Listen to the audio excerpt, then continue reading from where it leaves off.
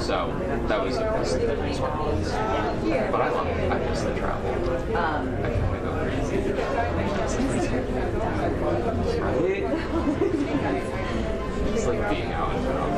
But, so yeah. No, I guess what they had, my son had, I don't know. I don't know. I haven't figured out how to get down to it. I saw an email this week. I think the credentials open. I'm pretty sure it was just like an RNC. Yeah, galleries. Yeah. So I know since people especially in Texas, I would love to. We do have, do you know my colleague Rena? She's our DC-based Texas reporter, and so I'm assuming she'll definitely go. But I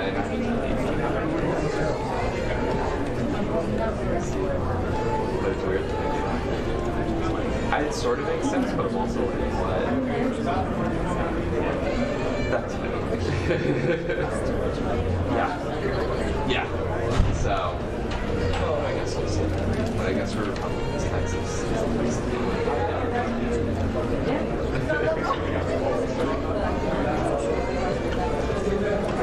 Yeah. That's still going on.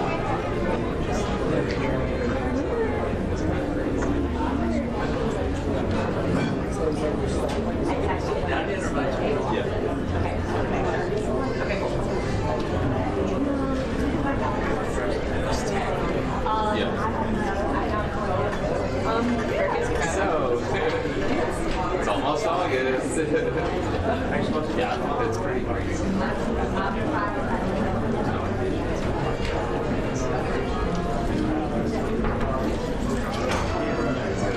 About if it's like how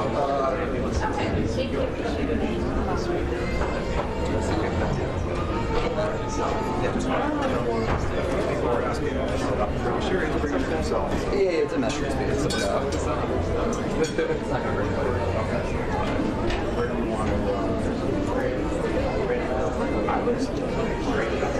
I was very surprised that the parents wanted.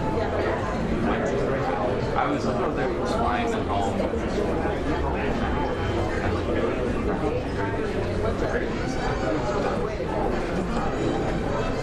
I'm like at the end of this.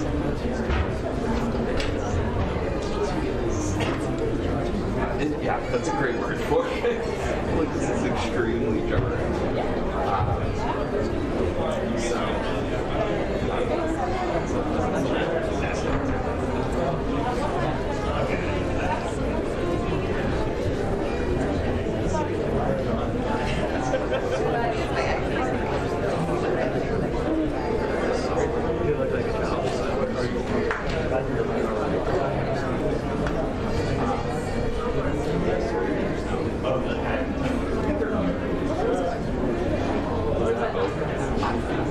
When I got here, But he's gonna arrive on 12th Street. to be fair, I had fun. I got here. I was like, oh, I'll get here at 5:30. So I wasn't. When Jared from God's Radio showed the report, I'm pretty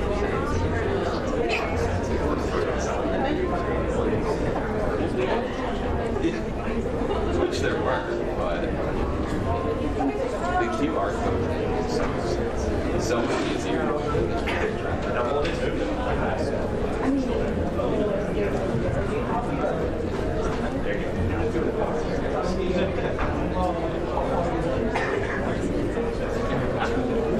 Wow.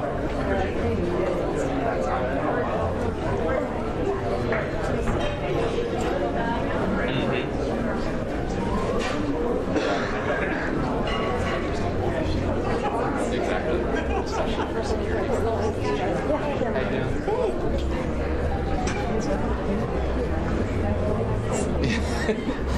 Fair. It is 2026. I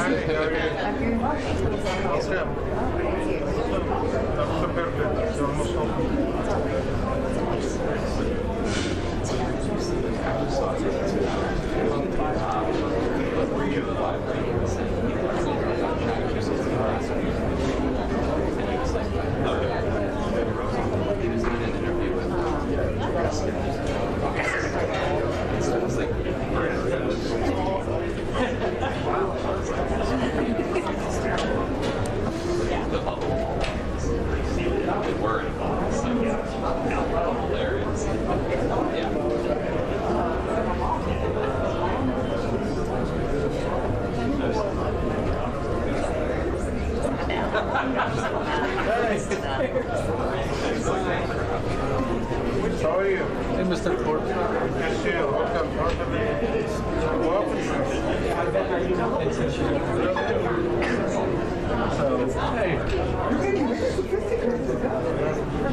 replacement 11 days ago.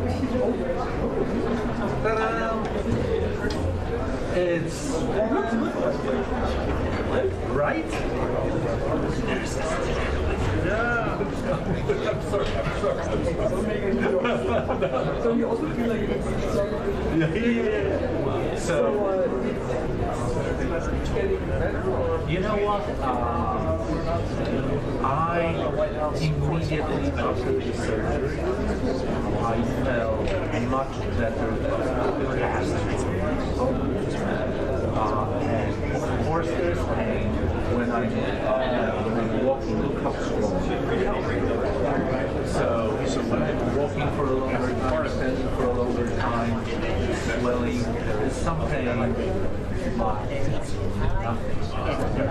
It's like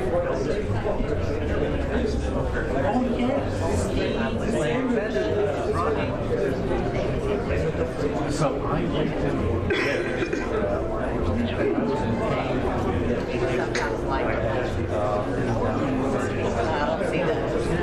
I have this game in case I can or something. Automatic. That's how they end the broadcast. It was Monday night. Yeah. Hey.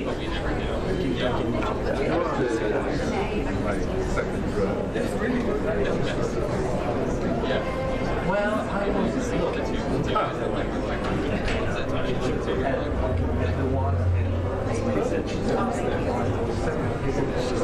Yeah.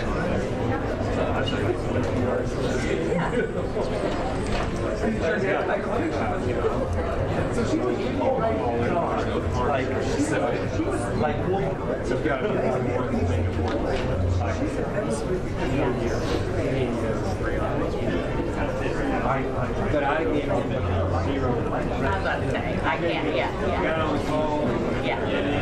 And then we threw like 3 things out of 3 projects out of it, so I get that. Yeah. That's like step 2 of this training. Level up. A lot of level up. Yeah. No, I agree. Yeah. But I know he's wrong. Yeah, I agree. I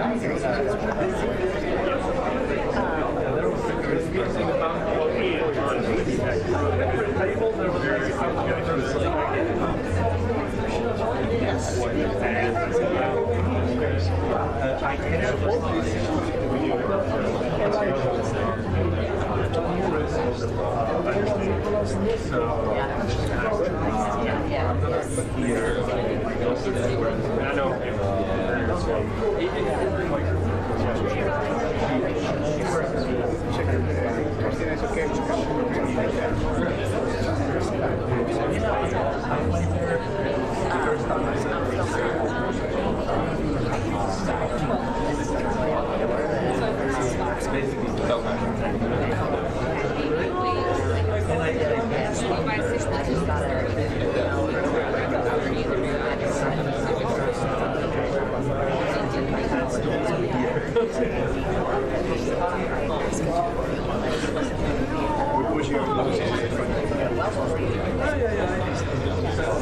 Yeah. And like me,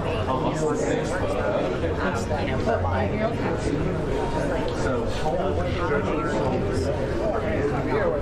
Very excited about that. Okay, he already invited you. Check the thing. Say this is coming to someone to just think about that. I've got it. Yeah. So just to give you a heads up, that's what it's coming. Hi, how are you? Nice to see you. Yeah.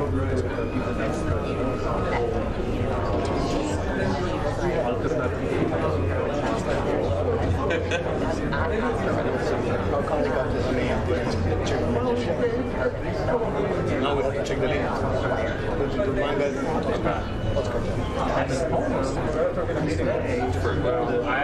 she said it's just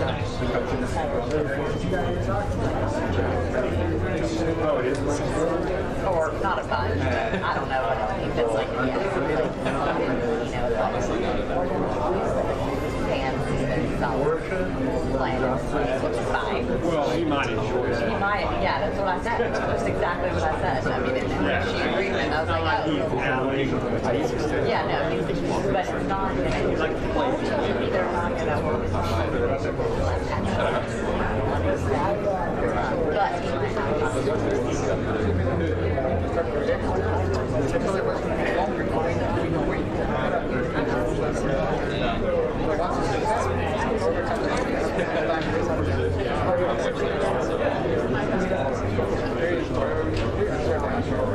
How we doing? Good to see you. Good to see you. Good. Hopefully you're going to stay this time. You know, I tried to take a great time to go to another concert. Yeah. 127. Oh yeah, no, I saw. Sorry, I saw. So, when we go to see one, I will be uploading stuff on Instagram. Last time I made the mistake. I made the mistake of like waiting.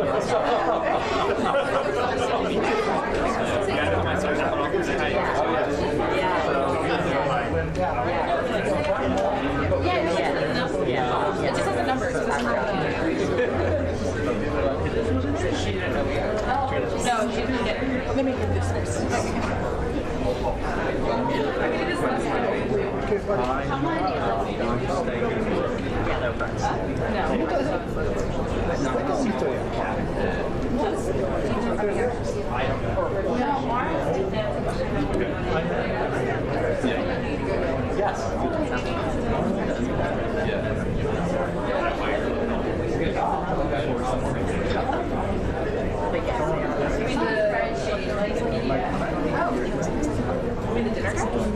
Yeah, but I see it. There's like 2 in the house.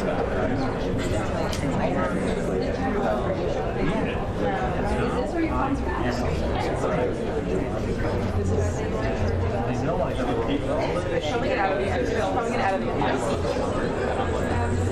I'm also.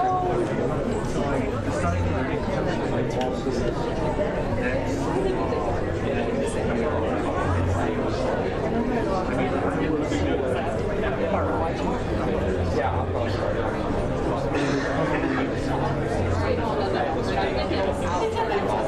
I'm curious. It's not going to be like any big. This is, I mean, it's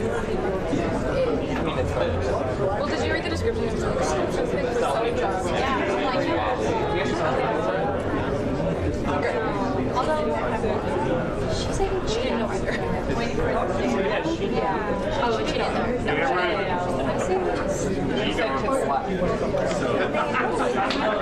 No, but it's just the numbers. That's the problem. It would help if we had the number. Right. My friend just sniped me. Yeah, but we don't know the number that one has.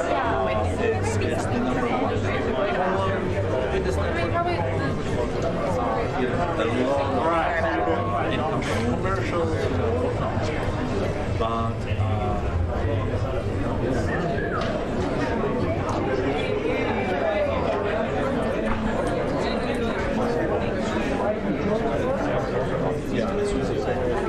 as soon as they say something,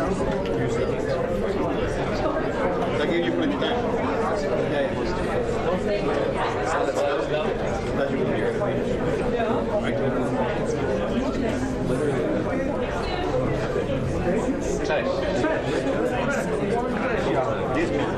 Caesar was like,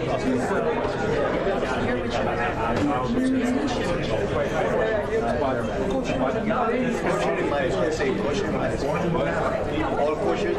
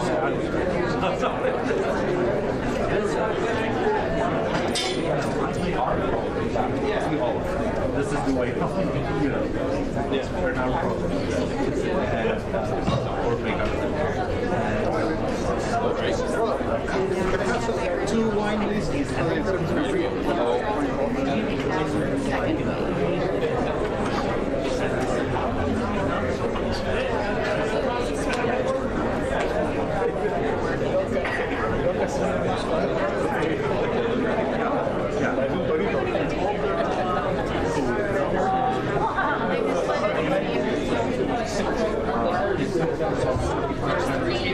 nice and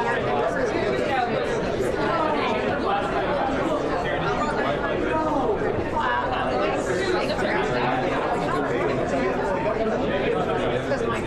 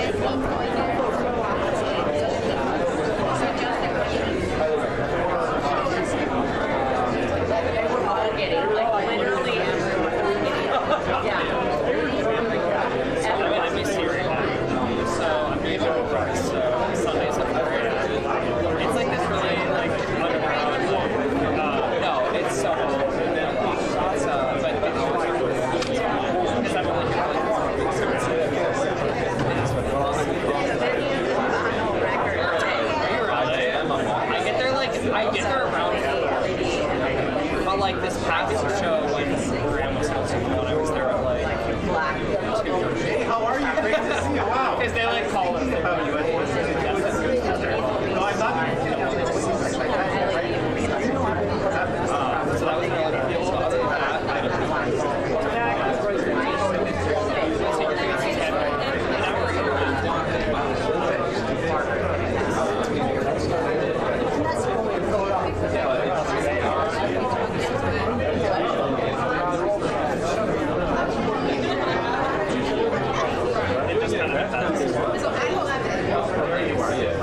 They tell you well in advance.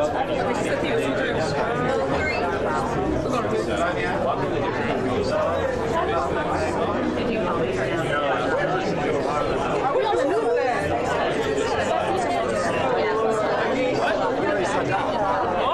We sat down. What?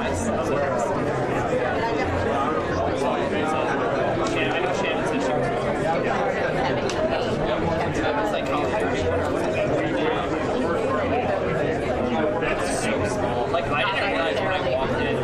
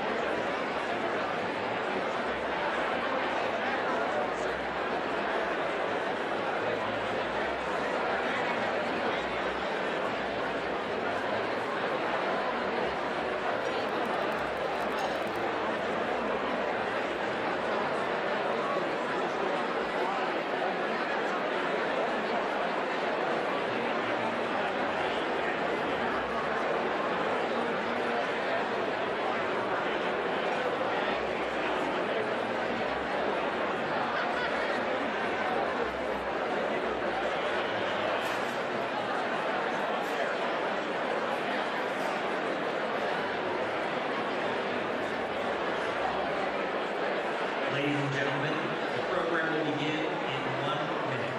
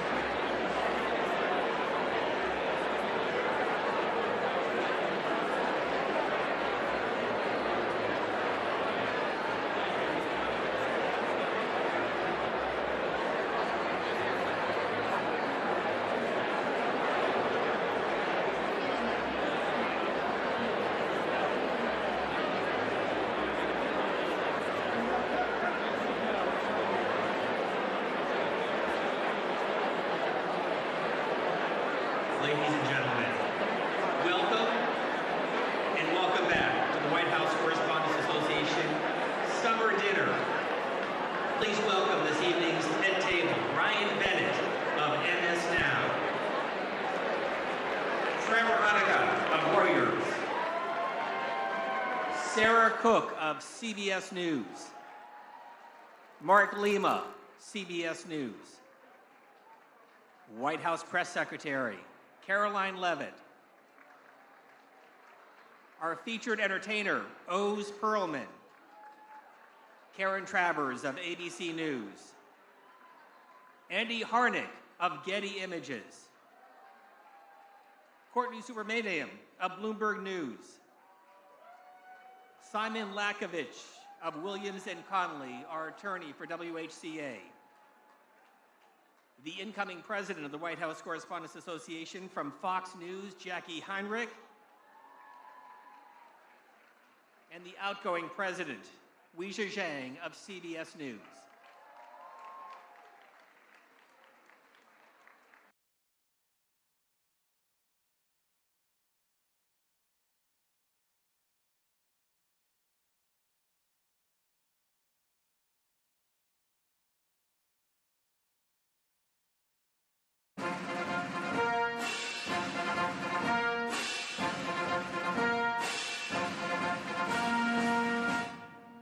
Ladies and gentlemen, the 45th and 47th President of the United States, Donald J. Trump.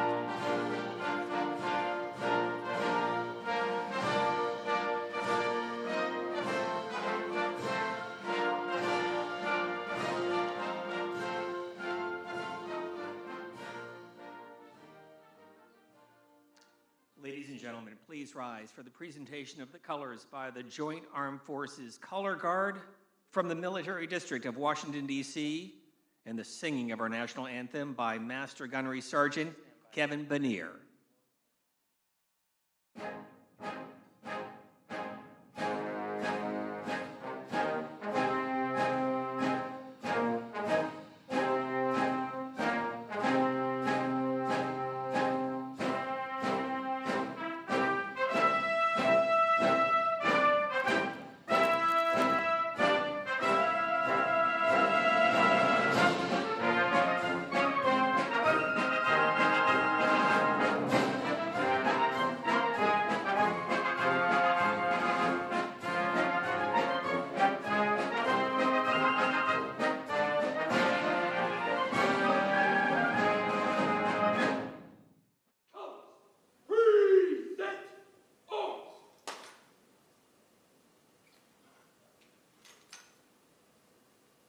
Oh, say, can you see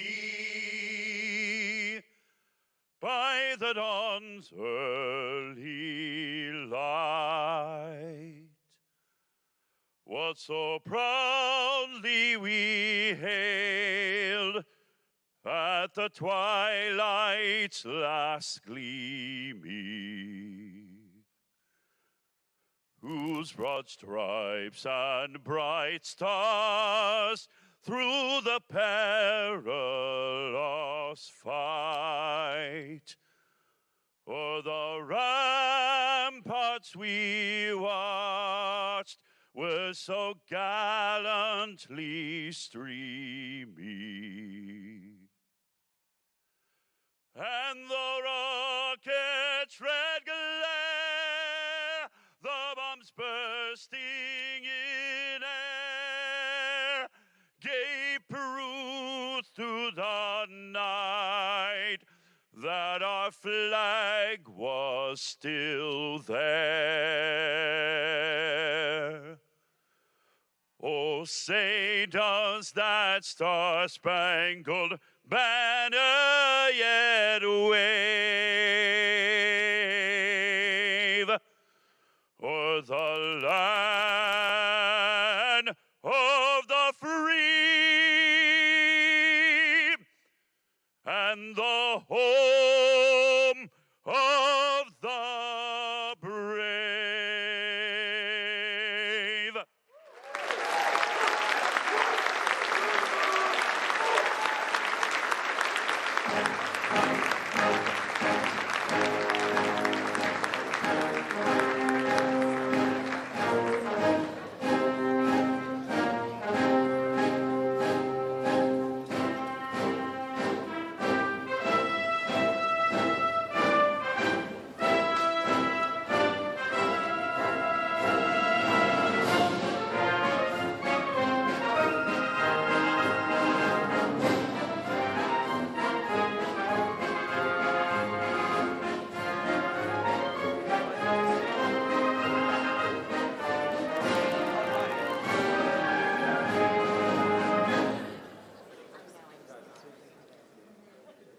Please welcome CBS News White House Correspondent, President of the White House Correspondents Association, Weijia Zhang.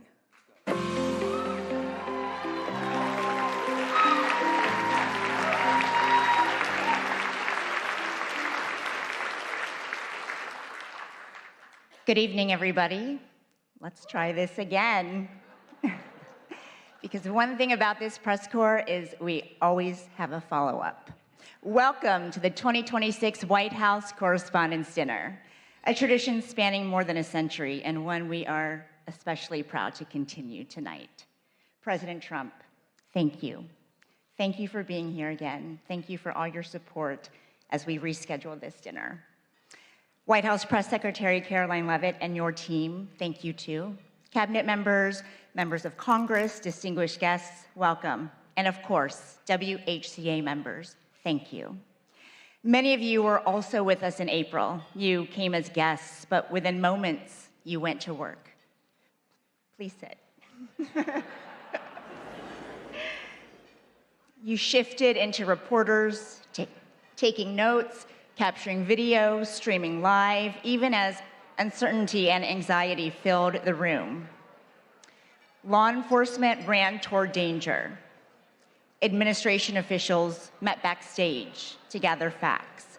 And Mr. President, you went straight to the podium in the White House briefing room to answer questions from journalists, all of us still in our gowns and tuxedos. That night will go down in history, and so will our response.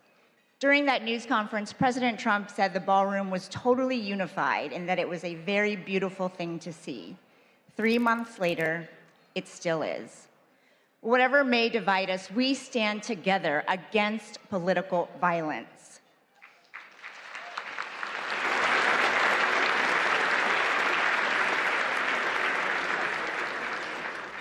An assassination attempt on our president is an attack on democracy itself.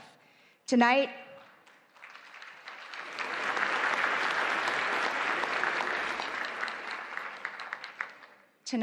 our message is this: we are back. We will not be intimidated. We refuse to let an act of violence have the final word.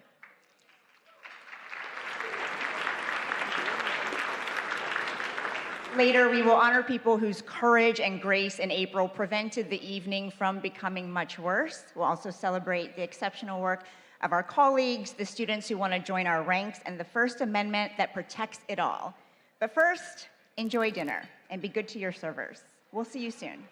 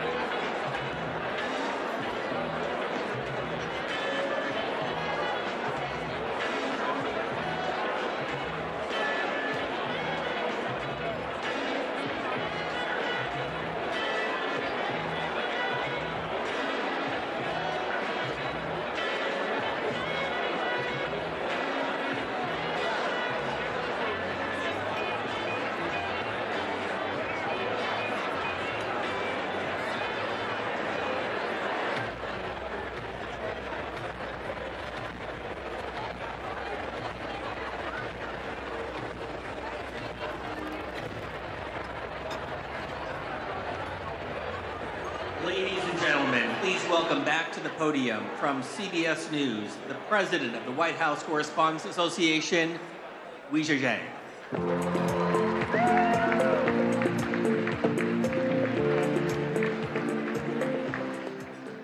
Welcome back to the 2026 White House Correspondents Dinner. I hope everyone enjoyed their meal. Since Calvin Coolidge became the first president to attend this event in 1924, nearly every sitting president has joined us at some point in their term. The tradition is rooted in a simple principle, that a president and the press corps that covers him can share a meal and even a joke. This dinner has never lacked for opinions.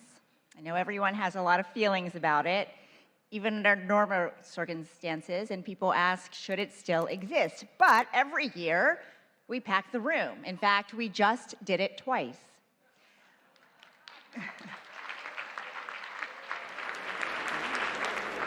Whatever brought you here tonight, this evening is dedicated to the First Amendment and the excellent work of our colleagues and scholars. President Trump, you are joining us tonight for the second time in 3 months, and we don't take that lightly. Thank you.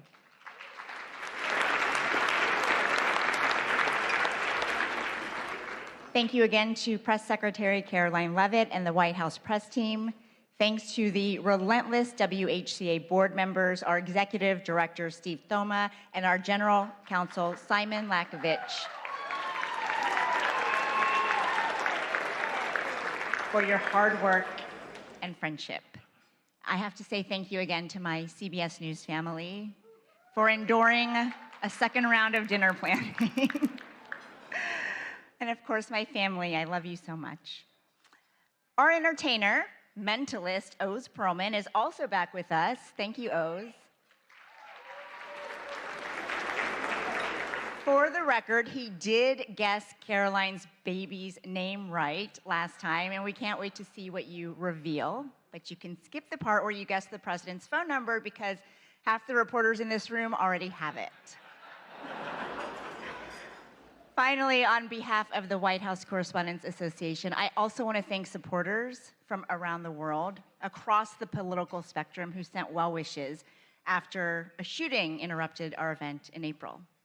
Many of you are joining us on live stream, and C-SPAN is the crew as it was that night. Photographers and technicians were under the stairs where the shooter was, but they never stopped rolling their cameras and transmitting live footage despite the circumstances. Thank you.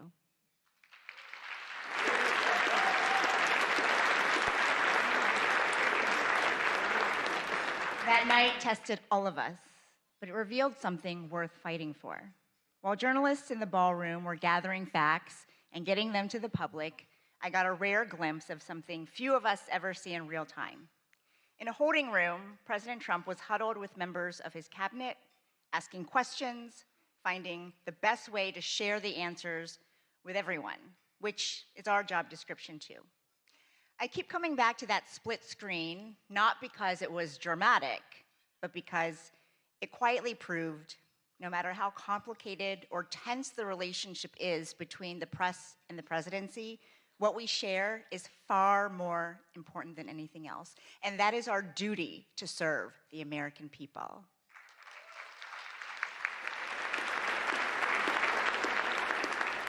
As our country continues to celebrate 250 years of its extraordinary story, this gathering is further proof that the American press endures with it.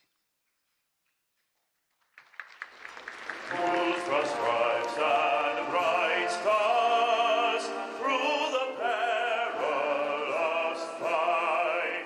The White House Correspondents' Dinner was to be a night celebrating the First Amendment and 250 years of surviving, thriving, and overcoming our nation's many unthinkable challenges. Welcome to the 2026 White House Correspondents' Dinner.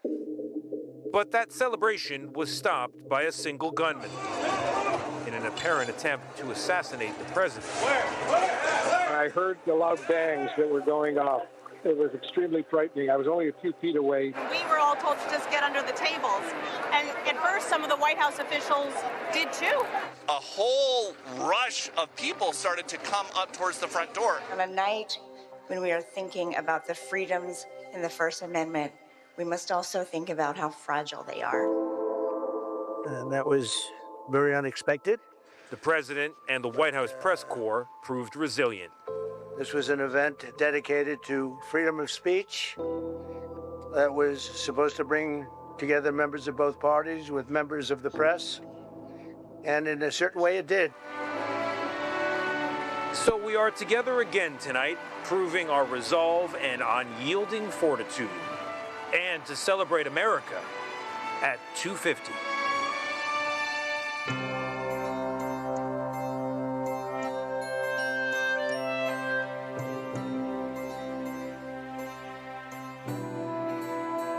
Hello from 1789. I'm James Madison.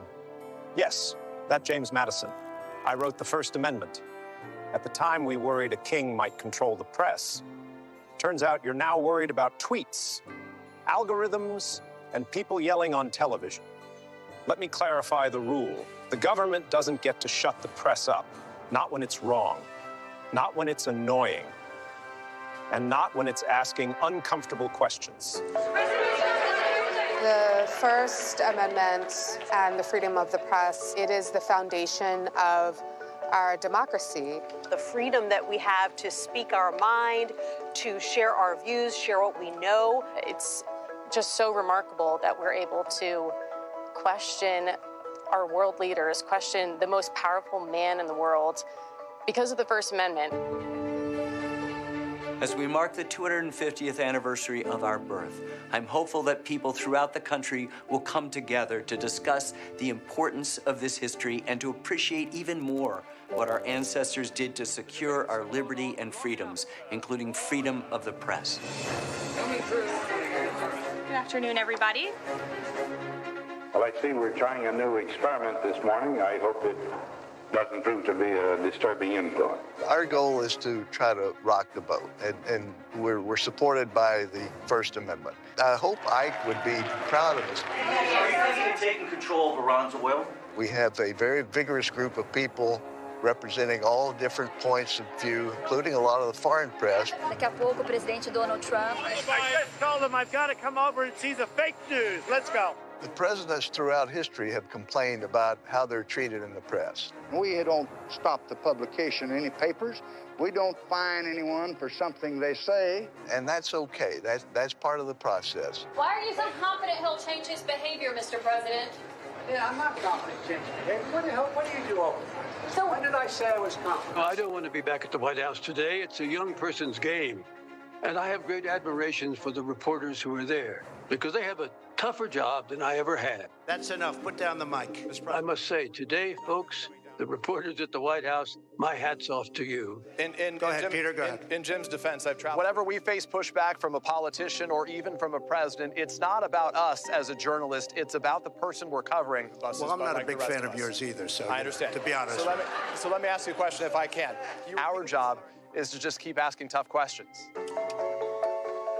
Our founders were often distraught about the press, the highly partisan media of their time.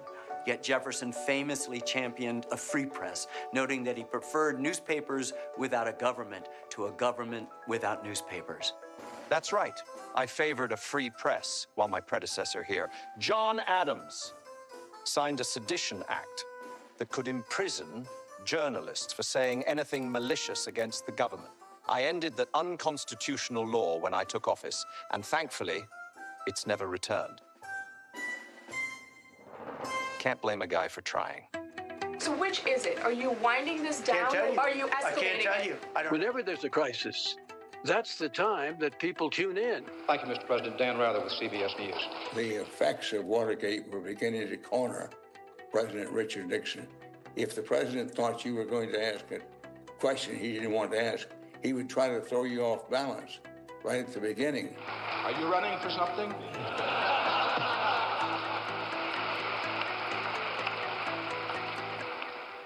No, sir, Mr. President, are you? Mr. President, in talking about the continuing recession tonight, you have blamed mistakes of the past, and you blamed the Congress. Does any of the blame belong to you? Yes, because for many years I was a Democrat. Why did you really want to go to war? When we push them to answer questions on the record, they have an opportunity to explain their reasoning, explain their thinking, explain their goals. Can you tell the country, sir, why you are content with all the fanfare around this deal to leave the conscience of this nation and the strength of this nation unaccounted for in relation to these 4 Americans?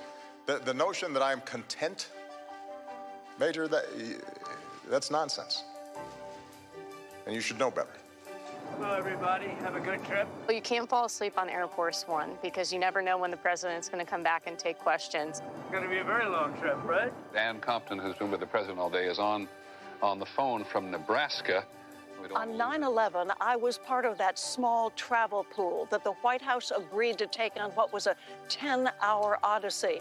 The president might be a target as well, and that is why he has come to as secure a place as he could. The White House made sure that we had phone connections and that we had access to the president. It worked exactly the way it should.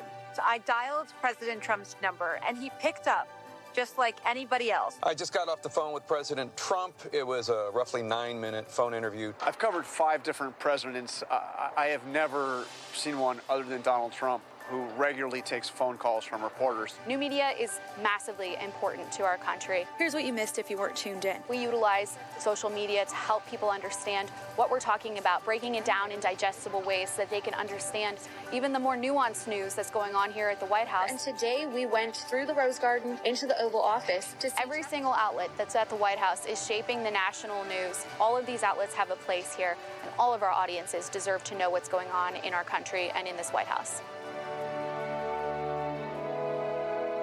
I don't think it's unusual for a president to be criticized. That seems to be one of the things that go with the job. As we look back over history, almost without exception, the better presidents at the end of their term have actually thanked the press in the spirit of, you had your job to do, I had my job to do, and that's the way the country goes together.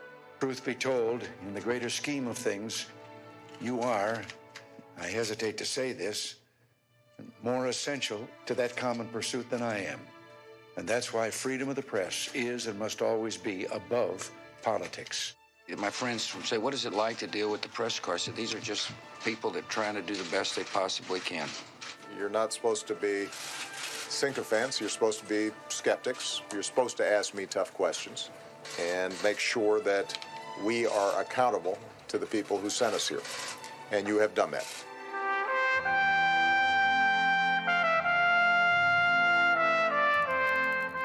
I wonder whether the founding fathers might look with delight at the kind of vibrant conversations that Americans today are having in the national media, in social media. It's a very vibrant conversation that has its roots 250 years ago. The noise you experience today, though at times overwhelming, is not necessarily a sign of decay. It may in part be the sound of liberty, exercising itself somewhat chaotically, to be sure. The true danger lies not in a press that is too free, but in one that forgets why it was made free at all. Enjoy the rest of the evening, and thanks for helping us reach 250 years of American democracy. Cheers. Cheers.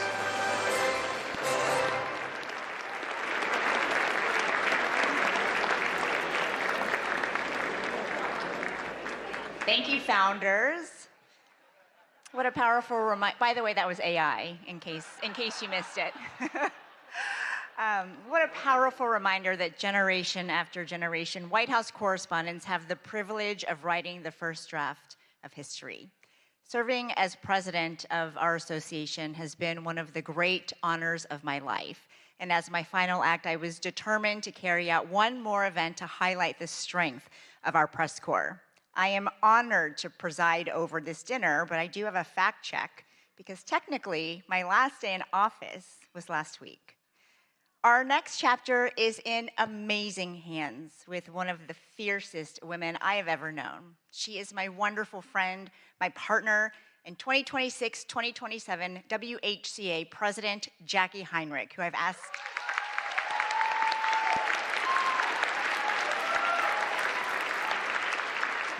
asked to help present two very special awards. Jackie.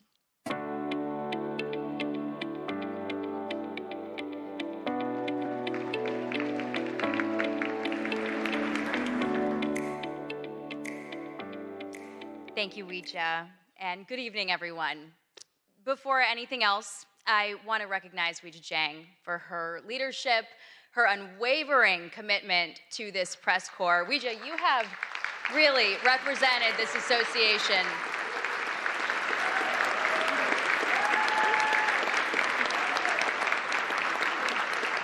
with such professionalism.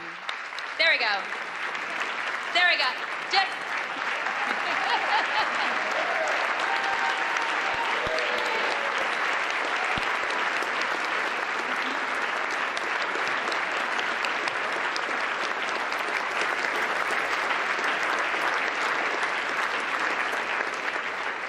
And she has represented this association with such professionalism, integrity, grit, and I am so deeply grateful, not just for your example, but also more so for your friendship.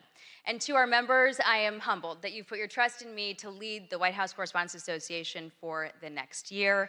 And I look forward to working alongside all of you as we continue our shared mission, pursuing the facts without fear or favor, and exercising the freedoms protected by the First Amendment in service of the American people. The attempt on President Trump's life last April was a sobering reminder that democracy is not immune to violence, and the freedoms that we cherish can never be taken for granted. Political violence must have no home in America.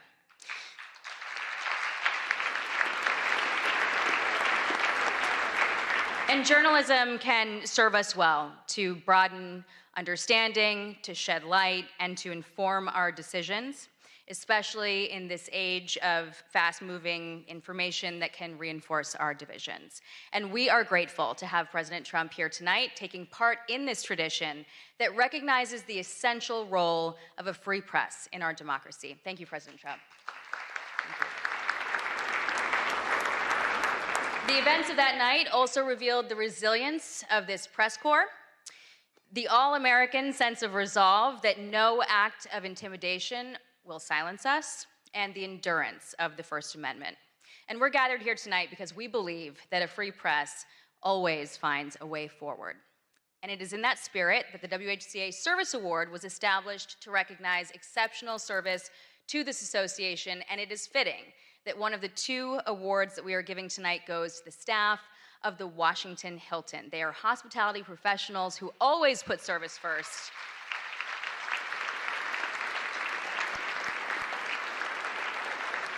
As harrowing events unfolded that night, their courage was on full display. The kitchen workers, the ballroom wait staff remained at their posts. When President Trump urged that the evening should continue, they prepared to serve more than 2,600 guests while they were still processing the shock alongside all of us. And when the Secret Service made the necessary call to postpone the remainder of the program, they immediately pivoted, preserving every unserved meal and donating them to local shelters.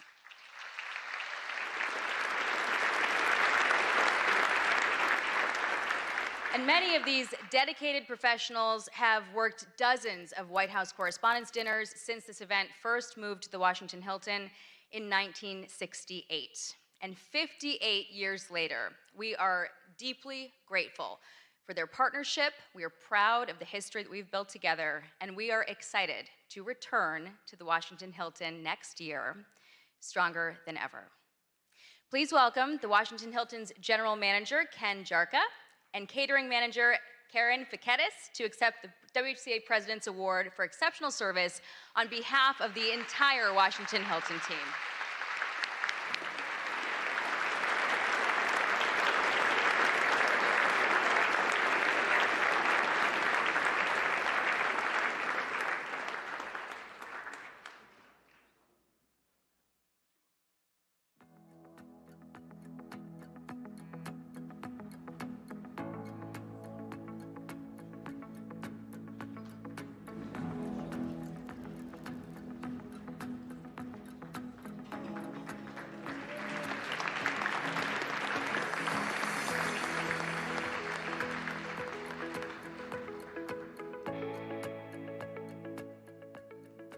Congratulations, and thank you, Jackie.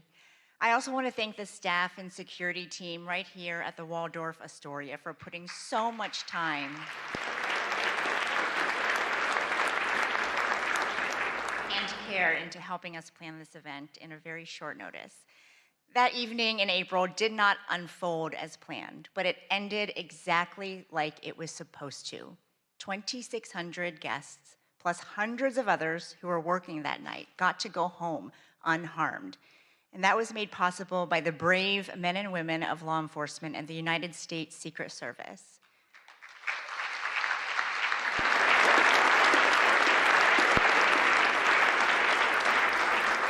On behalf of every person who was inside that ballroom, and every family who got to hear their loved ones say, "Don't worry, I'm okay," we thank you.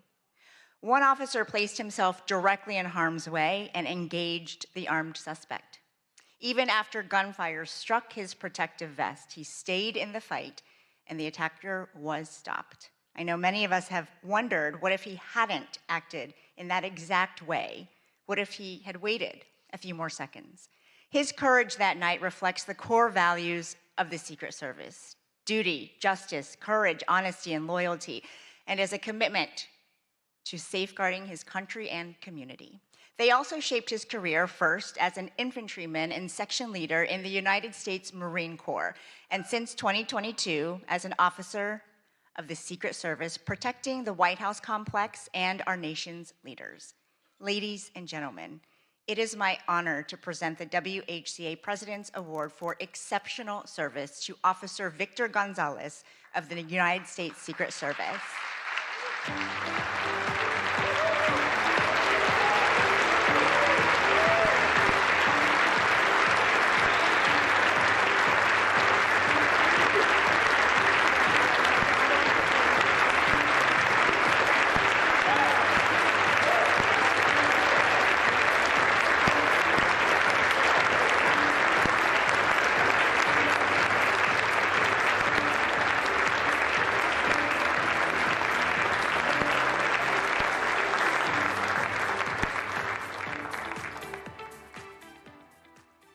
Thank you again, Officer Gonzalez, and to all the law enforcement officials who work around the clock to keep us safe. Democracy is defended in many ways, sometimes with a badge, sometimes with a notebook and a deadline. The White House Correspondents Association started as a group of 50 reporters, and I am proud that our membership hit a record number in 2025, more than 1,000 people, including many from new media outlets. Our press corps covers the presidency at all hours of the day. In their personal lives, they miss out on a lot so that the world doesn't have to. If you're a past WHCA president here tonight, please stand.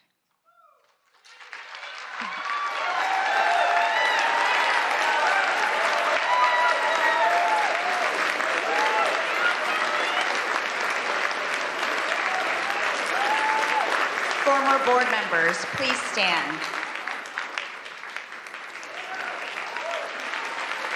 Our chief White House correspondents, please stand.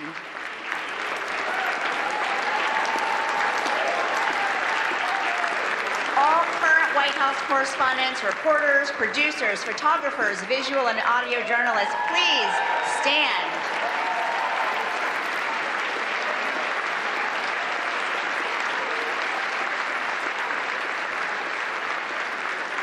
And tonight, I also want to salute our colleagues in the Pentagon Press Corps. Your work is invaluable, especially as our nation is at war. Please stand.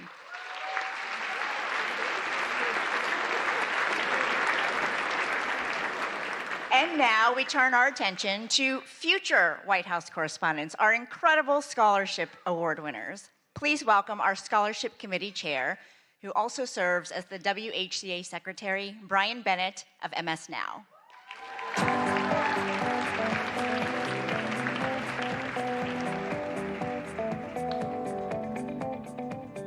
Hello, everybody. It means so much to be back together tonight. This is the part of the dinner each year that I look forward to the most. We have an incredible group of young journalists with us who are the recipients of this year's White House Correspondents Association scholarships. Since 1991, the WHCA has awarded scholarships to hundreds of journalism students. This year, we are helping fund the education of 30. Let me pull out my remarks here.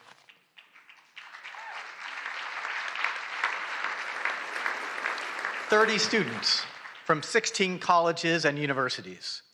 They are from schools all over the country: Arizona, California, Illinois, Iowa, Maryland, Missouri, New Jersey, New York, Ohio, Puerto Rico, Tennessee, Virginia, Washington, D.C.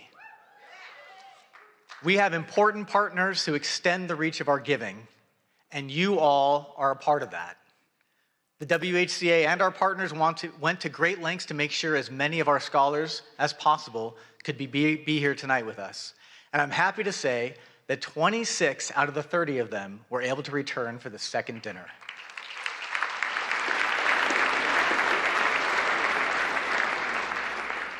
Some came back to DC from far away. Many were already here in Washington for the summer for journalism internships.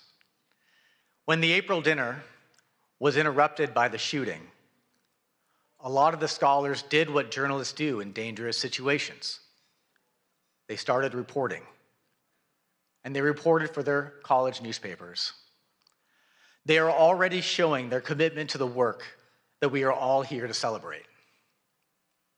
Our dinner is the primary fundraiser for our association and our scholarships, and because of that generosity, we were able to increase the amount of several scholarships this year.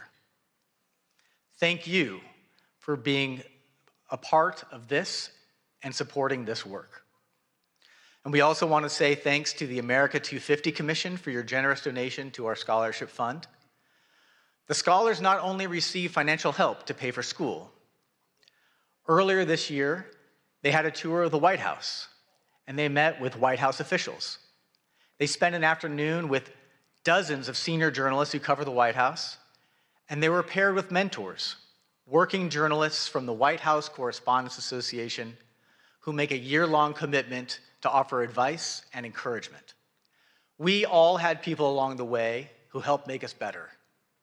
And the WHCA Scholarship Program is a way that our association gives back and helps strengthen a new generation of journalists. Because of the commitment and your support, past WHCA scholarship recipients are now doing amazing things in journalism.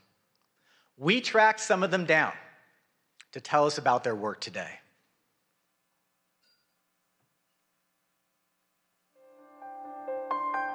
Being a White House Correspondents Association scholar opened up a new world for me. Being a scholar meant that I could have the financial freedom to do what I wanted. Being a WHCA scholar gave me access to so many mentors and a world of opportunities here in Washington, D.C. It gave me the chance to connect with other journalists, other members of the association. Journalism is important, and especially here at the White House, where every day, every hour, every minute even matters. The decisions that are made here impact people across the country and around the world. The idea that you get to be a part of the first draft of history, it all is extremely inspiring and drives me as a journalist. There are so many pinch me moments covering the White House, watching world leaders arrive here, walking into the press briefing room, getting to see Marine One land on the South Lawn, and getting to ask the President of the United States a question directly. Being selected as a White House Correspondents Association scholar has played a huge role in my career. I was there as President Biden gave a toast to the freedom of the press, and also as Kim Kardashian strutted across the runway and posed for pictures among a room full of talented journalists. The stars, the outfits, the photographs. And I remember too, that was the year that Brittany Griner had just returned home. And so being able to see her was really emotional. I was also inspired looking around at all the different scholars and how excited they were. And I think their excitement influenced my excitement about it. And it really was an eye-opening experience about just how important this role is. This White House press corps is not a mythical world. It exists, and it is something that I can aspire to be a part of. And I owe a lot of credit to the WHCA for getting me here. So many journalists involved in this organization were willing to chat with me, to invest in me. And it's a cycle because of what they were able to pass on. I hope that I can play a role in doing that for the next generation as well.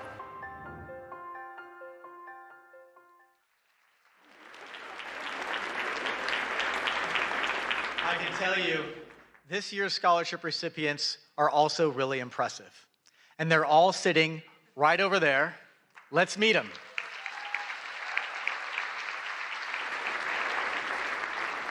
Please stand as I read your name. From American University, Louisa Clausen. From Arizona State University, George Headley, Elisa Horton, and Kyle Sakinski. From Hampton University, Kristen Fluellen and Jade Abubakar. From Howard University, Tatiana Allen and Madison Maynard and Sanyu Lakoma. From Iowa State University, Eric Anderson. From Northwestern University, Jacques Aburizik, Caitlin Bender-Thomas, Samantha Freeman. From Iowa University, Nyla Gilbert, Aidan Ryan, Emily Stokes. From Princeton University, Ina Marcia. From Sagrado Corazon University in Puerto Rico, Iana Sotovalle. From Syracuse University, Ben Bassick. From the University of California, Berkeley, Hae-Yoon Cho. From the University of Kansas, Julia Hansen. From the University of Maryland, Laura Charleston, Lillian Gray, Dana Matthews, Ashley Nehra. From the University of Missouri, Callie Fowler, Tyler Kirwan, Fletcher Mantooth. And from the University of Tennessee, Abigail Fanning. Congratulations, scholars. Please be seated.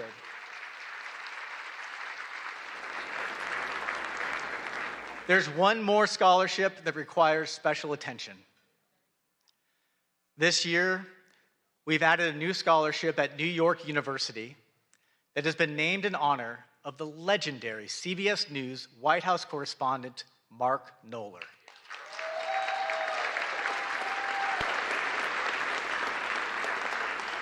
As you all know, Mark passed away in August. And if you needed to know how many times the president had been to Camp David, or went on vacation, or played golf, Mark Knoller always had the facts. And he was always willing to share. To remember Mark and to commemorate the new WHCA scholarship at his alma mater, NYU, here is a tribute put together by his friend and CBS News chief correspondent, Major Garrett. I'm Mark Knoller, CBS News, and you could say that I'm kind of the CBS News numbers man at the White House. You could say that, but that's less than half the story. Can you justify your role? Mark did keep a log of presidential actions, everything from speeches and press conferences to vacations and foreign trips. By my count, President Obama had 65 domestic trips in 2010, spanning 104 days.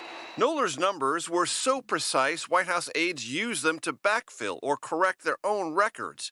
Historians and journalists came to rely on Knoller's database, which he never hoarded, always shared. Mark Knoller.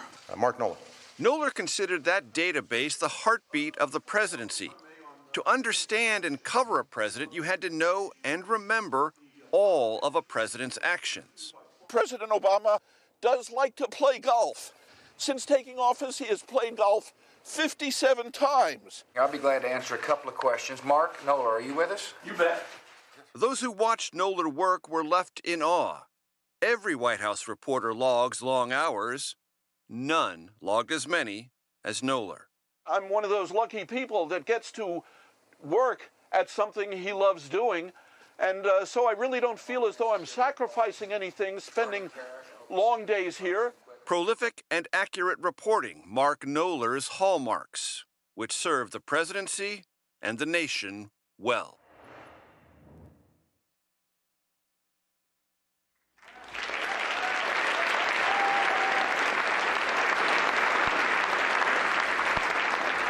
We are honored to be able to add a new scholarship in Mark's name in partnership with NYU's Arthur L. Clarke Journalism Institute. And even more happy to announce that the first recipient of the Mark Knoller Scholarship is Avril Silva. Please stand, Avril.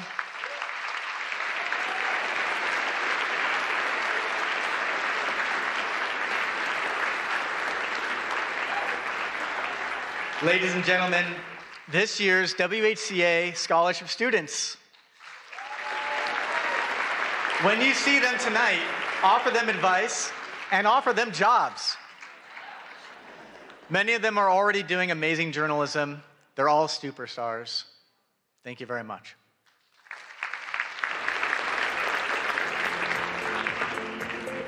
Please welcome the chief correspondent for ABC News, the co-anchor of ABC's This Week, and a former president of the White House Correspondents Association, Jonathan Karl. Not quite yet, actually. Sorry about that. John, you're gonna have to wait a second. We have a lot to celebrate this evening, everyone. We want to give a special thanks to those who value the work that we do, the freedoms that we stand for, including Paramount, the Emerson Collective, and the Knight Foundation. All of them made donations to the WHCA after our April dinner was interrupted. And it is, by the way, our one fundraiser of the year. Their support will help our scholarship programs and our general operations in the next year. Thank you all very much.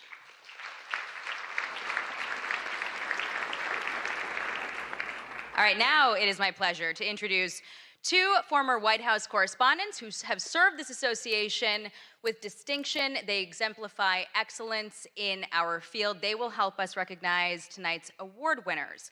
Jonathan Karl is the chief Washington correspondent for ABC News. He is the co-anchor of This Week, and he is a former president of the WHCA.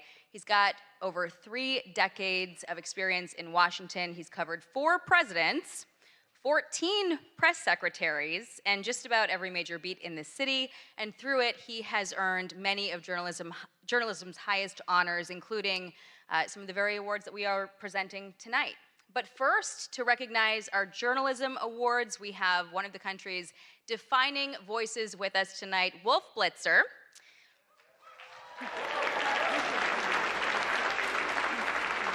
Wolf is CNN's lead political anchor. He's the host of The Situation Room, and he's been a staple of CNN's political coverage since 1990, earning a reputation for steady, authoritative reporting on some of the most consequential moments in modern history, and earning multiple Emmy Awards himself for his distinguished career. Please welcome me in joining Wolf to the stage.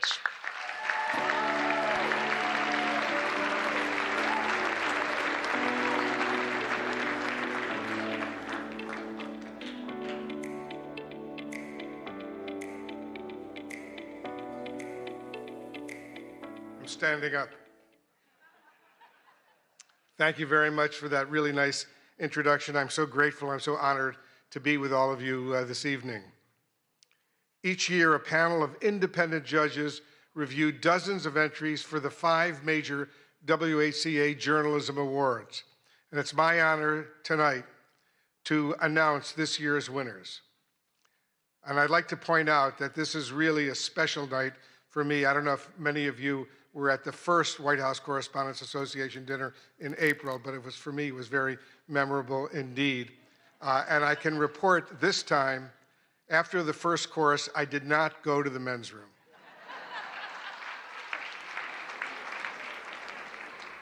I've been to this dinner over these many, many years. I spent 7 years as a White House correspondent.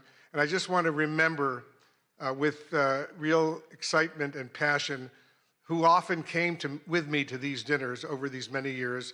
And that was the man who hired me at CNN, the man who created CNN, the late Ted Turner, who recently passed away. And he was a not only a mentor and a good friend, but he loved journalism. When he hired me, he said, remember, Wolf, we're the cable news, capital N, capital E, capital W, capital S network. This is where the news comes first, and don't forget that. Forget about your own personal opinions. Just report the news fairly and accurately, and if you can, do it first. And that's what I've been trying to do over all of these years.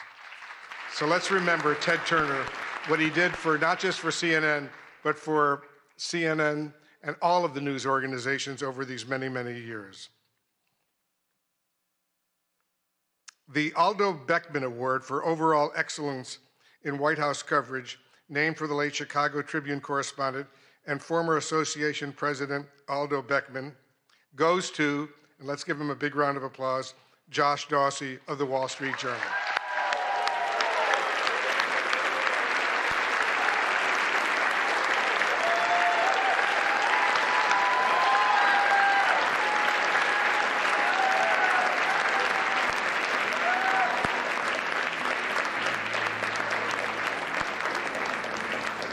The judges said Josh Dawsey shows us how power works inside the presidency. And over the past year, his reporting has revealed how decisions are made, who influences them, and how power is exercised at the highest levels. Josh Dawsey went far beyond the deluge of breaking news to offer invaluable insights that can only result from deeply sourced enterprise reporting. In the tradition of Aldo Beckman, he exemplifies integrity, persistence, and a steadfast commitment to holding power to account.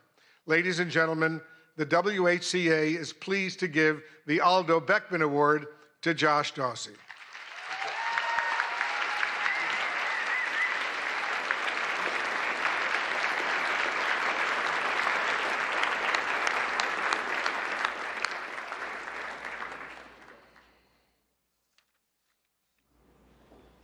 Let's continue with the awards. Thank you. The WHCA gives out 2 awards for reporting under deadline pressure, one for print and one for broadcast. This year's print winner is Amr Madhani and Zeke Miller of the Associated Press.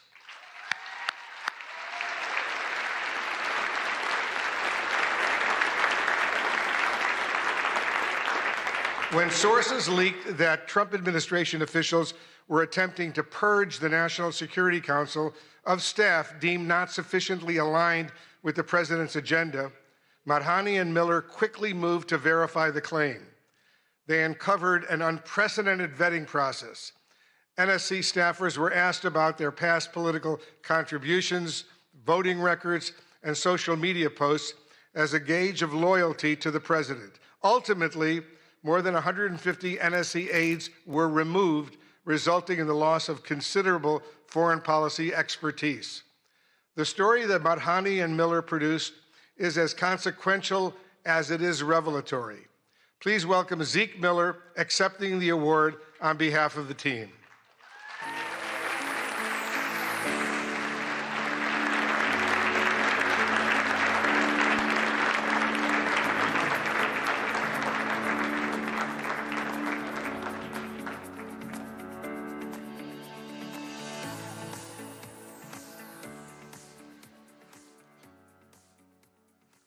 Now the Broadcast Award for Excellence Under Deadline Pressure. And this year's winner is my colleague and very good friend, Caitlin Collins of CNN.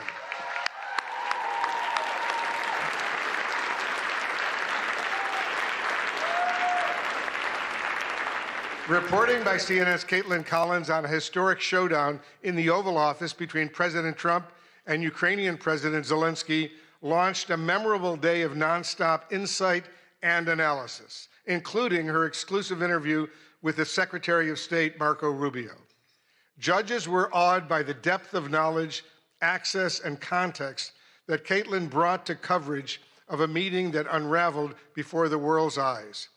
The WHCA is pleased to honor the deadline reporting of CNN's Caitlin Collins.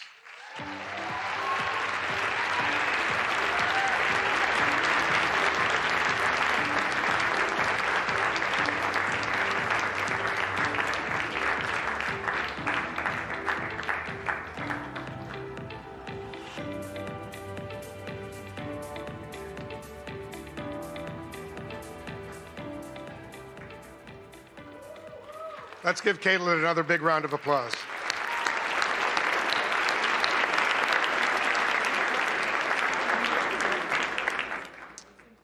And now the award for excellence in presidential news coverage by visual journalists.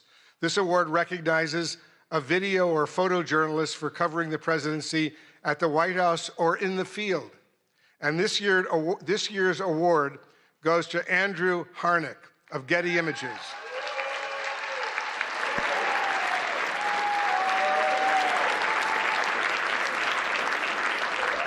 He captured the moment an Oval Office visitor collapsed during an event.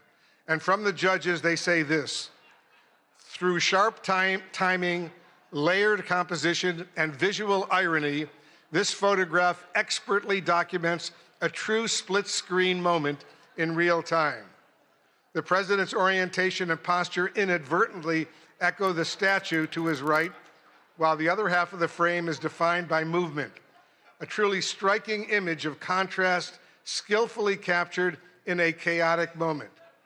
Please join me in congratulating Getty Images photographer Andrew Harnick, who also represents still photographers on the WHCA board.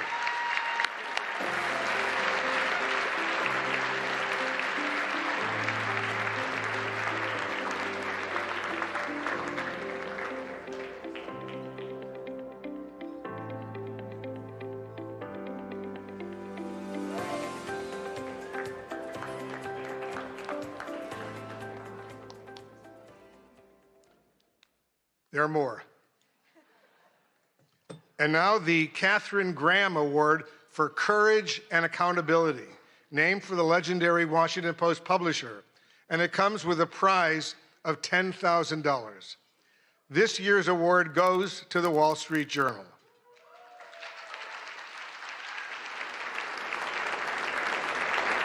The Journal's courageous reporting on President Trump's past relationship with financier Jeffrey Epstein triggered the release of the so-called Epstein files, thousands of documents that might otherwise have remained hidden from the public. And despite the president's threat of a lawsuit, the Journal published a story about a provocative letter to Epstein bearing President Trump's signature. Trump quickly filed a $20 billion lawsuit against the Journal, revealing reporter Khadija Safdar's home address. Her family had to be relocated. The Journal was kicked off of Air Force One, but the reporters continue to file revelatory stories. Please welcome the winners of the Katharine Graham Award from the Wall Street Journal: Khadija Safdar, Sadie Gurman, Annie Linsky, Josh Dawsey again, Alex Leary, Rebecca Ballhaus, and Ryan Barber. Their colleague, Joe Palazzolo, could not attend tonight.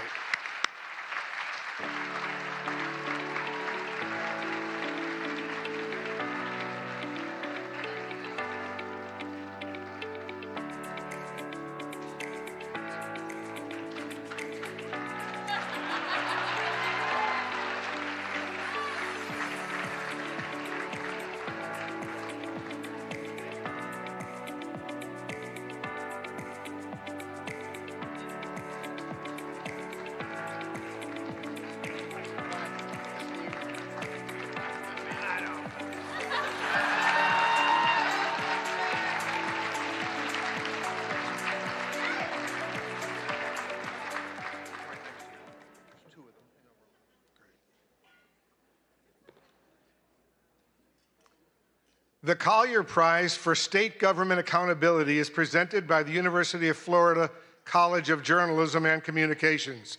And this is the award's 7th year at dinner, and it comes with a check for $25,000. It's a lot of money. This year's award goes to CARE 11 in Minneapolis for its investigation, Housing Hustle. The investigation exposed a massive organized fraud scheme within Minnesota's Housing Stabilization Services Program, a Medicaid-funded safety net meant to help people with disabilities and those facing homelessness find and keep housing. Reporter A.J. Legault uncovered ethical and oversight breaches at the highest levels. The investigation drove sweeping state reforms and waves of federal probes and charges, said one Collier juror. KARE 11's rigorous and piercing investigation of Medicare fraud had undeniable impact, including the suspension of more than 130 companies from the ability to bill Medicaid, the state terminating the HSS program, the firing of the state official in charge, federal raids, subpoenas, indictments, and convictions, and enhanced screening, oversight, and suspension powers for regulators. Here to accept the award from KARE 11, our reporter A.J. Legault and producer Gary Knox.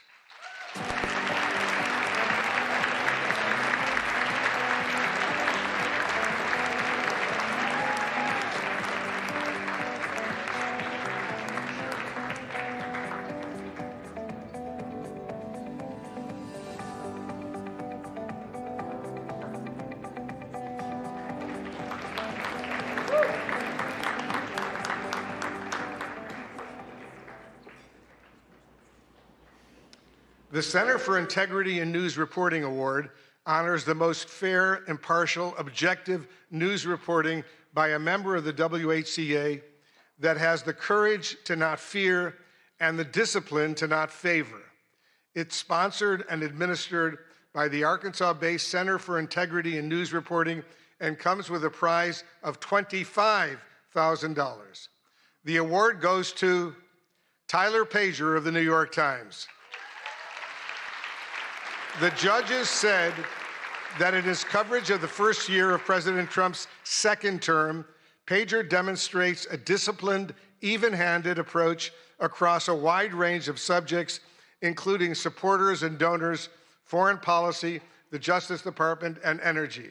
The stories take readers inside consequential presidential decisions while presenting the facts. The work is deeply sourced and carefully verified, reflecting a clear dedication to getting it right without bias. Taken together, this body of work stands as a strong example of fair, impartial, and objective journalism, precisely the standard this award is intended to honor. Let's hear it one more time for this year's winners. Ladies and gentlemen, thank you so much.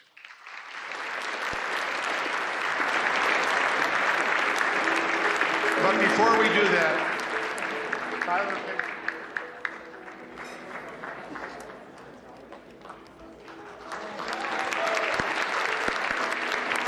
let's give him another huge round of applause.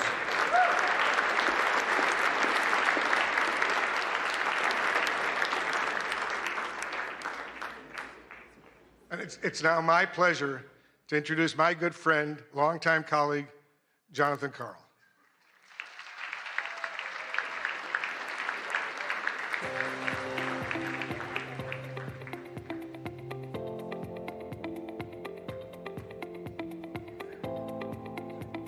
All right, the final award of the evening.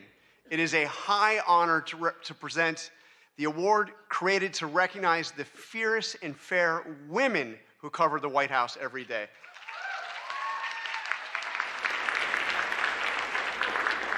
But first, I just want to give a big thank you to Weijia Zhang. Weijia, your leadership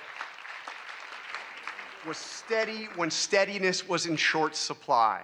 You refused to let an act of violence take this dinner away from us. And because of you, it has gone on. You insisted that happen. Thank you. Awesome, courageous. And Mr. President, I want to say it matters that you came here tonight. Thank you.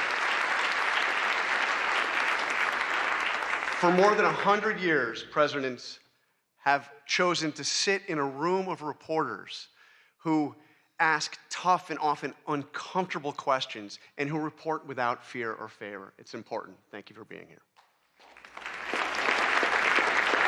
And in that spirit, I am thrilled to present an award named after two women who didn't just cover history, they helped make it. In 1947, a woman joined the White House press corps and changed it forever. Her name was Alice Dunnigan. She was the first African-American woman ever credentialed at the White House.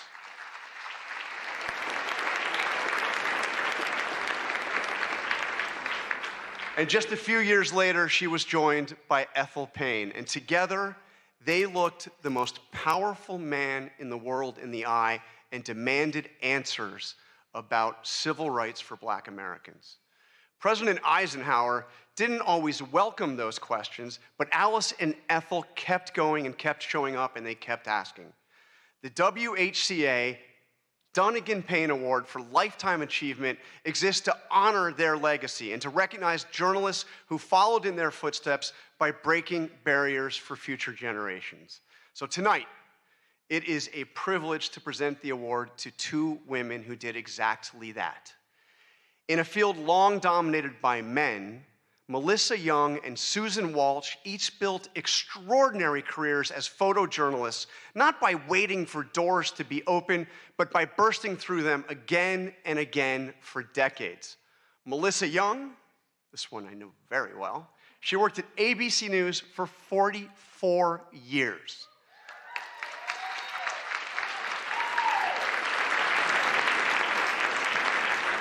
She began in local television in Miami and worked her way to Capitol Hill in the White House, where she was one of the first female photojournalists in the press corps. Melissa documented the presidencies from Ronald Reagan to Donald Trump. She covered campaigns, secretaries of state, and defense. She reported in disaster zones, war zones, all around the world. I worked side by side with Melissa for about half of those years, and I traveled to more than a dozen countries with her. I'm not going to mention the time I was briefly detained because that was on Capitol Hill and she came to my rescue. That kind of person. True. She's tireless and professional and a lot of fun to be around. She did it all with persistence, resilience, and quiet determination, retiring just last year. Susan Walsh, her career was built on anything but luck. When a promised job fell through after a college internship, she called the AP's Boston bureau every single day for 3 weeks, just saying, "Give me a shot, will you?" Well, finally, they did just that. She came in, she said yes to every assignment. She worked her way up. She got to cover Super Bowls, Boston marathons, 5 Olympic Games. She transferred to Washington in 1997. And from there, she went on to photograph every US president from Jimmy Carter to President Trump, traveling the world as part of the White House press corps. In 1999, she was part of the AP team that was awarded the Pulitzer Prize for feature photography for her coverage of President Clinton's impeachment. She also served as the White House News Photographers Association, fighting for press access at every turn. Susan also retired just last year and traded the briefing room in for the ice rink, where she now plays hockey with her son. She's pretty good. Alice Dunnigan and Ethel Payne showed us what it looks like to refuse to be pushed aside so that they could keep bearing witness to what matters most. Melissa Young and Susan Walsh spent their careers doing exactly that. Two women, 80 years of combined service, and a legacy that honors everything this award stands for.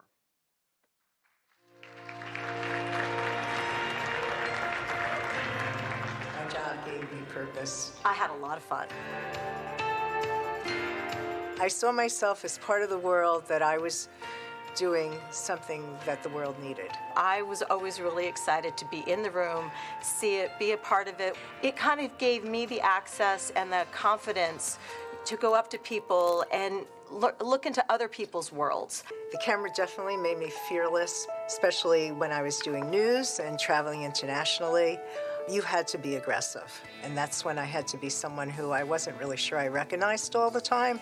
8 inaugurations, 5 Olympics, 6 Super Bowls, World Series, lots of sporting events, APEC summits, NATO summits. You traveled in a way you would never do as a regular person. I remember being in the palace with Fidel Castro and Jesse Jackson, and I was just walking around and, just like sort of going, well, here I am. One of the craziest, wildest ones that I'll always remember is when I was with President Trump at the DMZ. I swear there were times that I don't think my feet hit the ground as we were being moved, and it was such a chaotic, crazy thing.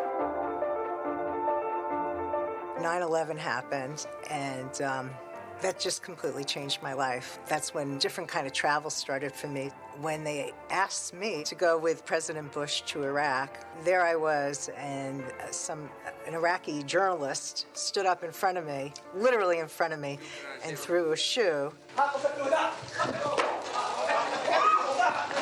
Secret Service jumped on him. I was right behind him. I remember trying to hold on to my tripod so I can keep shooting. And then when it was finally over, they rushed us into a room to do an interview with the president. I think I started to see that what I did was really important.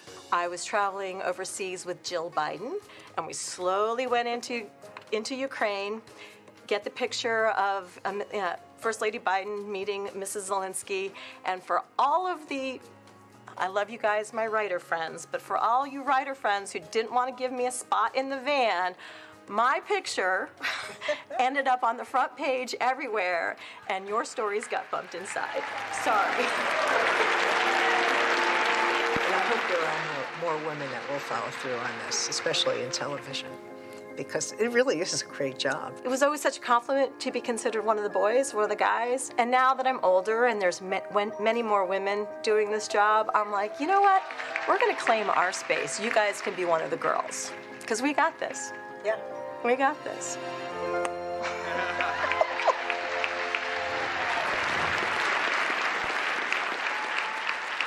All right, please join me in welcoming Susan and Melissa to the stage.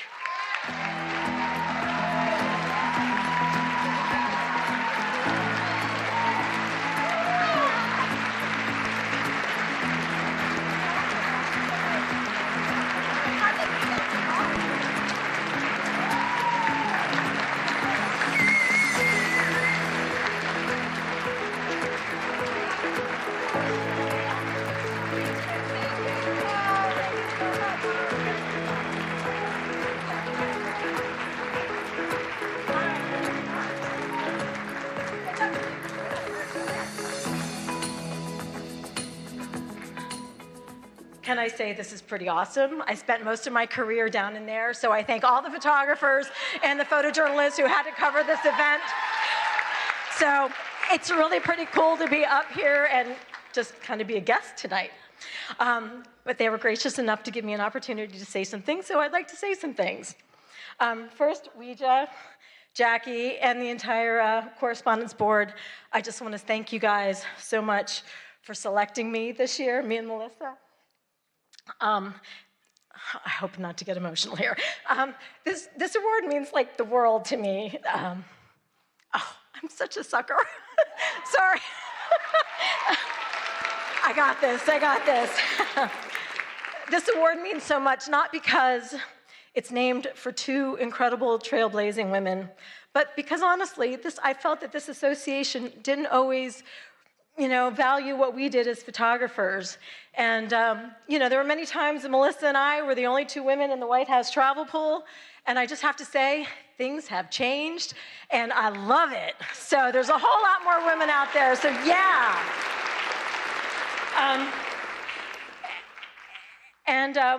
I do have a couple of shout-outs. I have to thank the Associated Press for giving a chance to a young photographer so many years ago. I truly hope I made you proud.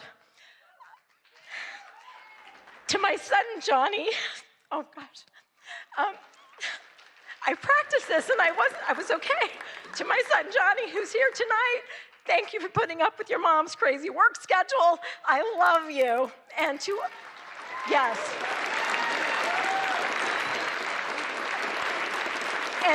And to all my friends and colleagues that I've traveled the world with, your camaraderie, your support, and most importantly, your laughs have been absolutely the best. And in my retirement, I absolutely miss that the most. So thank you for all of that. And then finally, to all the journalists out there who are working incredibly hard to report the truth, despite access issues, insults, and subpoenas, keep it up. Your work matters, and we need you now more than ever. Thank you so much for all you do.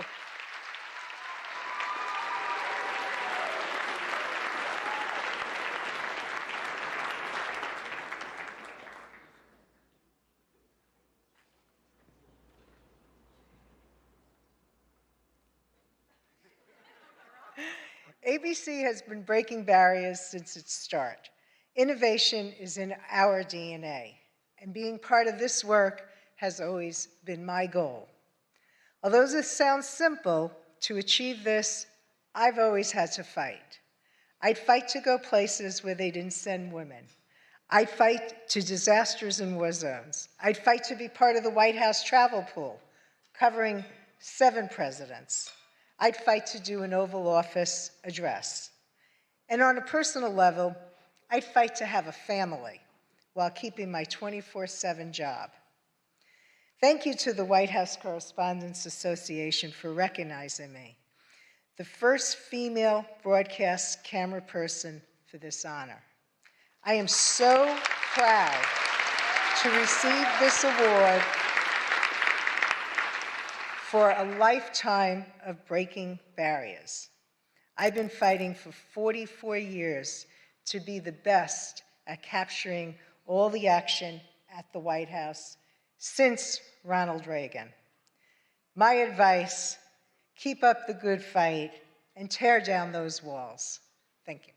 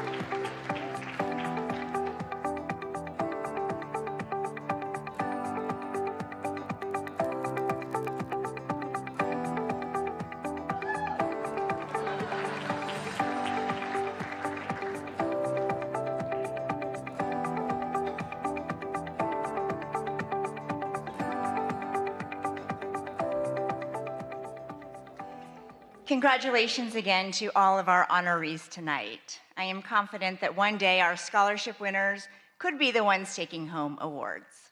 After all, not that long ago, we were you. Young people passionate about journalism and determined to make it work.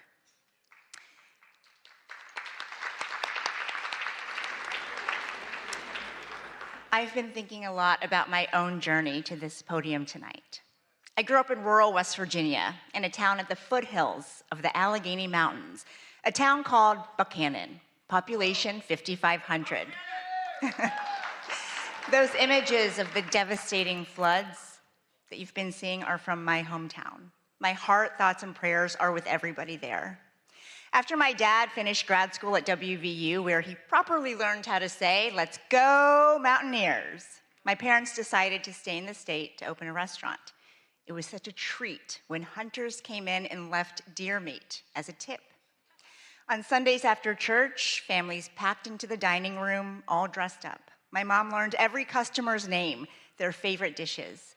I worked the cash register, topped off glasses of sweet tea, and did my homework in the corner booth.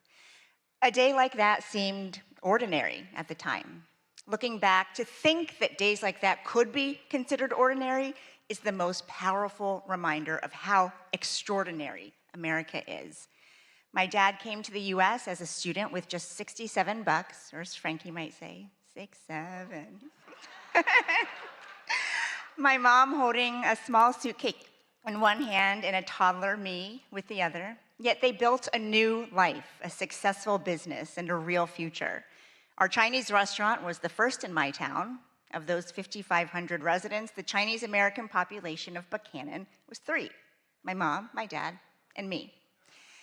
Growing up there was not always easy. Most folks had never laid eyes on people who looked like my family. But far more often than not, the community was welcoming and generous. Turns out deer meat is great in a stir fry. In Mandarin, the word for America is 美国. It literally means beautiful country, and I love that. America the Beautiful was never only about her landscapes or landmarks. It has always been about the promise that no matter where you come from, you get a shot at chasing your dreams. My dreams began right there in that family restaurant. A small TV in the back was often turned to the news, my dad's go-to for learning more English. In the middle of dinner service, it was the CBS Evening News, anchored by Dan Rather and Connie Chung. I was hooked. In middle school, I won a contest to be a student reporter for a national news show called Channel 1. And when a local news crew came to cover it, they learned just how big my dreams really were. I hope to be the next Connie Chung and better. That's kind of hard, but that's my goal. And so I'm going to work very hard at trying to be a broadcast journalist.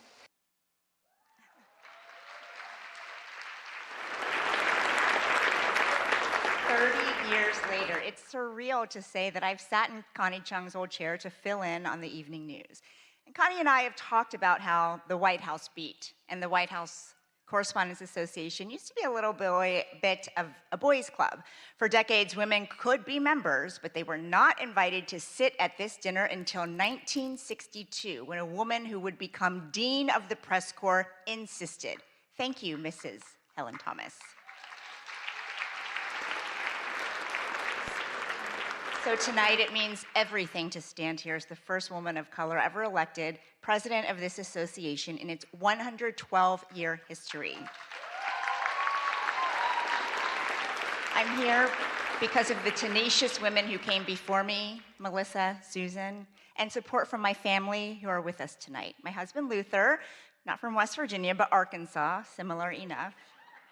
My amazing daughter, Frankie,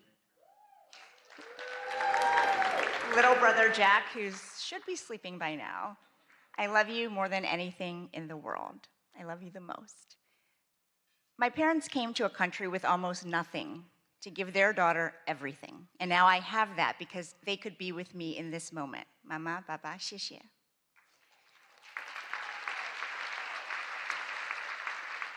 And sitting with them, my middle school video production teacher, Mrs. Diane Williams, who spent countless hours on my submission for that contest that changed my life.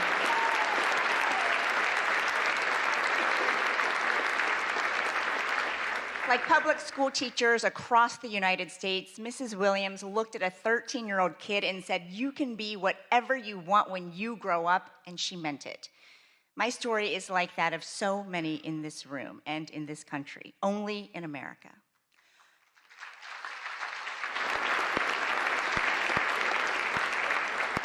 Only in America could a little girl born in China and raised in Appalachian coal country make her way to the Oval Office to ask questions of the President of the United States.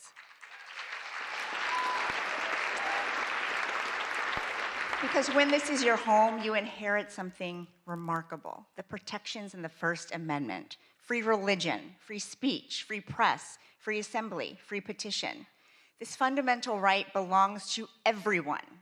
And that's exactly who the founders were thinking about when they protected a free press. Everyone, all Americans. They were not thinking about reporters. A free press is not a favor to journalists because we're special. We are not special. But America is. No matter who you are, the freedom to criticize without fear of being destroyed, that's not a bug in our democracy. It's supposed to be the feature. In 1786, writing from Paris, Thomas Jefferson told his friend back in Virginia, "Our liberty depends on the freedom of the press, and that cannot be limited without being lost." 5 years later, that thought was enshrined in the Constitution. after Jefferson urged James Madison to include a Bill of Rights. Many founders couldn't stand the press. Some things never change. But they understood if our access is restricted, it's really the people's access to information that is limited. If the media faces government pressure or censorship, it's the people who end up knowing less. That was true then, and it's true now. But having press freedom comes with a tremendous responsibility. We can't demand accountability without practicing it. Criticism of the media can be unfair. It can also be legitimate. We get a lot right, but sometimes we get things wrong. We mistake proximity to power for understanding it. And at times, we get trapped in our own bubbles. There is a difference, though, an existential difference between criticizing the press and trying to undermine it. One is healthy, and it makes all of us better. The other is exactly what the founders hoped to prevent. Around the world, press freedom is not guaranteed. In many countries, reporters who criticize the government are detained without trial, their stories erased. In the worst cases, they never make it home. Tonight, we think about all of them, and we think about the protections that set us apart as a nation. Just 20 days ago, America turned 250 years old. The First Amendment is a big part of how she made it this far, and it falls on all of us to make sure it carries her through to the next 250 and beyond. President Trump, I've covered you for a long time, and so have many reporters in this room. When we ask questions, you push back, you give us answers, and we push back. You have always been a deal guy. Well, that's the deal. And the First Amendment is a done deal. And that's what we toast tonight, the freedoms that brought us back together even after they were threatened. So let's raise a glass to what makes ours a beautiful country.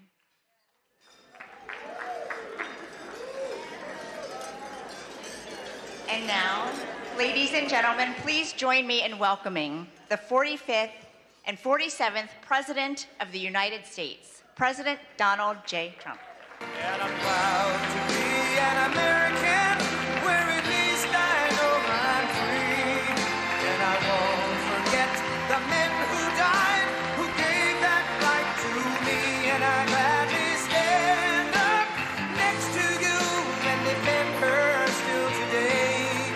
'Cause there ain't no doubt I love this land. God bless the USA. Wow, that was very beautiful, but this has not been an easy evening, all these awards. Do I have a say in those awards, all those awards? But it's great to be back at a place that I know very well because I built it. And I'm very proud of it because I built it for $2.9 billion less than the Federal Reserve building, which is a lot smaller, by the way. Figure that one out. But I am delighted to be here at the White House Correspondents Dinner. Amazing people, a lot of people that I like. Some I don't like at all. But I respect most of them, I must say that. You do a great job, amazing job, and it's an honor. As I said 3 months ago, the show must go on. We were backstage, and we both wanted to just have it go on, whether it was 2 o'clock, 3 o'clock in the morning, it didn't matter. But in the end, it made more sense to do it the way we're doing it. And we had a great news conference at the White House, at a very important room. And you did very well. I think we all did very well. It was a hell of an evening, I can tell you that. Won't soon be forgotten. And I think a lot was learned from that evening. A tremendous amount was learned about security and about other things, the dangers of what we all do. But just like my presidency, the second time is always better. It's always better. And the third time will be better yet. I'm only kidding. From the earliest moments after the attack on our dinner last April, I knew we had to reschedule this event as soon as possible. We had to do it very quickly, and we met very quickly. and we figured something out. But the attempted mass murder at the Washington Hilton, that's what it could have been, was an assault on our democracy itself. Very serious situation. Many of you were there with me, and some showed extreme bravery, like Pete Hegseth, Steve Miller, Tom Holman. Really? They were standing on tables, and most of you were under the tables, okay? But they did. They showed. I saw every one of them that was standing up in those tables. I didn't know if they were brave, if they were smart, if they were stupid as hell. But they were on those tables in some cases, and there were a lot of different feelings going on in the room at that moment. But after hearing the gunshots, many people yelled, "Get down, get down," which caused Nicki Minaj to start twerking. Do you believe it? Get down. She's the only one that really understood what that meant. It's quite an evening. But tonight we come back together to answer that heinous attack with unwavering resolve. And every one of us here this evening to show that in America we do not yield to political violence. We can't do that. Can't do it. So in this country, we believe in freedom of speech. We settle our differences not with bullets, but with open and vigorous debate. And no deranged loser with a gun will ever change that. We can't let that ever happen. There are a lot of very dangerous people out there. We can't let it happen. I want to begin by expressing our gratitude to the incredible men and women who put their lives on the line every day to protect my family and myself, all presidents, and lots of others. That's the United States Secret Service. So I appreciate it very much. And Sean and the whole group. Amazing job. Amazing job.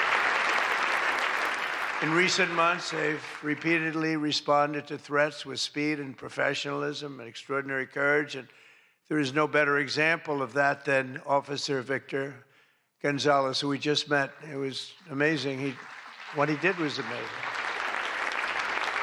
When the would-be assassin charged the checkpoint at speed, he was fast. You know, when you looked at that, you had to look at it about 10 times before you really saw what was going on. He was quick. Nasty. The gun made him nasty, actually. But Officer Gonzalez engaged the attacker without hesitation and took a bullet to the chest after his ballistic vest, fortunately, was on, saved his life. And Victor did not even want to go to the hospital for a checkup. We insisted, really, we wanted him to do it. We insisted, but he didn't want to go. So to Officer Gonzalez, Secret Service, Metropolitan Police, law enforcement generally, and even all of the military who surround us in the room tonight, we salute you and we thank you with all of our hearts. Thank you very much. Great job. Great job. Great job.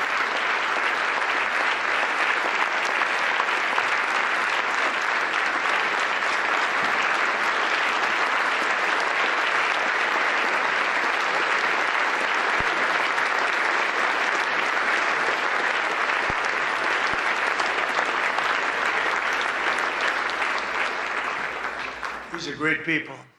So this evening we're picking up right where we left off, so let's have a little bit of fun. You know, I said, what do we do here? Is this supposed to be fun? Am I supposed to be serious? Am I supposed to be a comedian? So I guess you said maybe a little bit of everything. I know one thing, I could never have done the speech that I had ready just a short while. Oh, that was going to be a doozy. I was so psyched. I was going to rip people.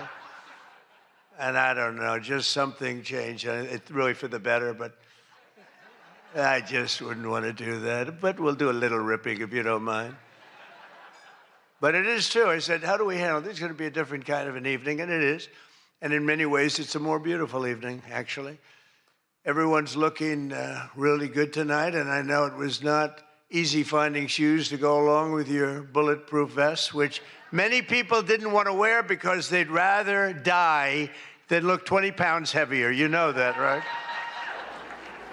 We have that a lot. They put one on me. I said, "Are you sure I'm not wearing this?" No, you look exactly 20. They say, "Sir, it's about 21 pounds." I said, "Not good." But I want to thank the outgoing president of the White House Correspondents Dinner Association. Now, she won't admit it, and she should not admit it, but we sort of became friendly.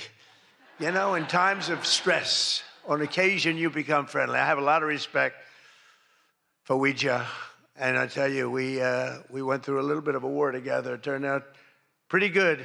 It turned out pretty good because of a lot of good people. They stopped the tragedy, so I want to thank you very much. Fantastic job.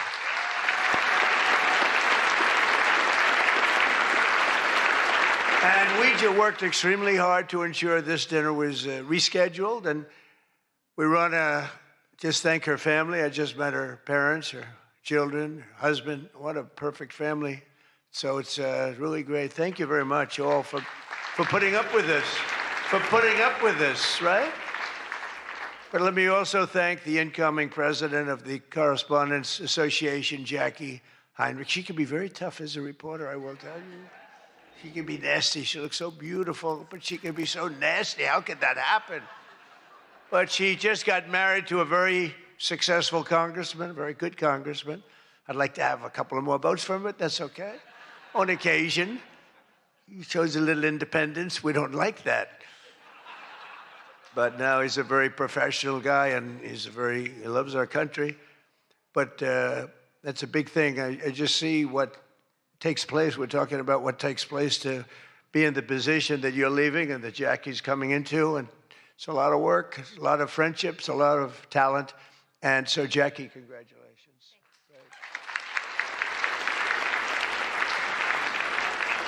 And congratulations are also in order for our favorite White House press secretary, Caroline Levitt, who just had her second child. You and your husband. She's great. She's done a fantastic job. We all love her. She's done a fantastic job. She's another one. She can be nasty. But sometimes she has no choice, right? But Caroline may have one of the hardest jobs in the White House. She has to deal with all of you all of the time, and you can be very difficult. You can be very, very difficult people, but I'm probably being a little bit oversensitive. Sometimes I really do think that some of you don't like me. In fact, I read a report, I get 93% negative publicity. 93. So how the hell did I win the election by so much? Think of it, I don't think that's true. I can't believe it's 93. In the 80s maybe, but not 93. But this place is really the largest group of Trump derangement syndrome people ever put together at one time, I suspect. But some of you are lucky that our last dinner was cut short because I had brought with me what would possibly have been, I'm telling you, I had something. I was going to go after you. I feel so badly doing this. It's going to be such a letdown. Oh, yay. But your lives were really in danger the last time for an opposite reason. But on the plus side, your careers were saved, and we really do. We have a complete and total. You know, I love the words complete and total. They say, but it means almost the same thing. I said, it doesn't matter when you say it. It's called emphasis. It's called emphasis. But everyone is now really warming up. The new White House Military Center, drone port, highly protected ballroom. We have our ballroom. The windows are this thick. I said to the people, well, if a bullet hits, what happens? Nothing. Nothing. It bounces right off, sir. This is the greatest bulletproof glass. I said, AK-47. That's supposed to be a big one. I don't know so much about the guns. My sons know a lot. But I said, I know it's big. What would happen? They go up, meaning it can take more. I said, so if I'm making a speech and I hear that pinging sound at a window, what would I do? Sir, leave the room right away, but you're going to be safe. We're building something that's going to be amazing. And in light of what we went through, I think people understand it. It's going to be amazing. A phenomenal, one of the biggest drone ports anywhere in the world, right on the roof, right protecting the White House, not only the ballroom. And what's underneath, you know, is supposed to be a top military secret, what's underneath, but then you get sued as usual, and you have to reveal that you're building this unbelievable situation downstairs with room after room of very complex stuff. It was the military's dream to have it built. I wanted to have a ballroom because for 150 years they wanted it. And then the generals came to see me and they said, "Sir, you're building something. This gives us an opportunity to do something that will be so unbelievable, never happen again." Because there's very little built under the White House, very hard to build under a very fragile building like that. It's very fragile. It's old and a little different construction standards, frankly. And this is an opportunity for us to build something very powerful. I said, "Let's keep it secret." They said, "No, we're telling you, sir, let's keep it secret." And then we get sued and we revealed every room, We told the people that did the suing, they're not good people. We told them, we said, "You know, you're being very unpatriotic when you bring a suit like this, but it is what it is, but it's really going, it's moving fast. We're ahead of schedule. We're right on budget. And it's going to be something like, I think, no country has." I just visited China. They have this magnificent room, the Great Room. They call it the Great Room. It's a great room, but what we have is going to blow. There won't be anything like it. It's going to be fantastic. And with all of the things that are going along with it for safety and security of future presidents. You know, I'm only going to be using it for about 6 months, assuming we finish it right on time. I get to use it. Somebody said, "He's building it for himself." I'm building it for the future. I'm not building. I use it. Now, had I not gone down 6 or 7 stories, then in that case, I would have been able to get a couple of years out of it. But that was far more complex, what we did downstairs, than what we do upstairs. So we're very proud of it, though. It's going to be amazing. And I think I was just telling the whole group sitting at the table, we were talking about it. I said, I think, you know, it's White House Correspondents, so I don't see any reason why you wouldn't be able to use that. It's going to be very large and very beautiful and very safe, and that's what you need. So I was thrilled to see that after witnessing the attack, even Democrat Senator John Fetterman told his fellow Democrats to drop the Trump derangement syndrome and build the White House ballroom. But it's much more than that. It's something that you're going to use. I predict that you're going to end up using it, and a lot of people are going to end up using it. They're going to be as safe as you can possibly be. But despite everything that happened at the previous dinner and all of the dangers involved, I'm told that this is still the hottest ticket in town. This ticket to get in tonight, because it's a smaller room, it's a beautiful room, it's a luxury room. See those beautiful chandeliers? I can tell you everything about them if you'd like to know.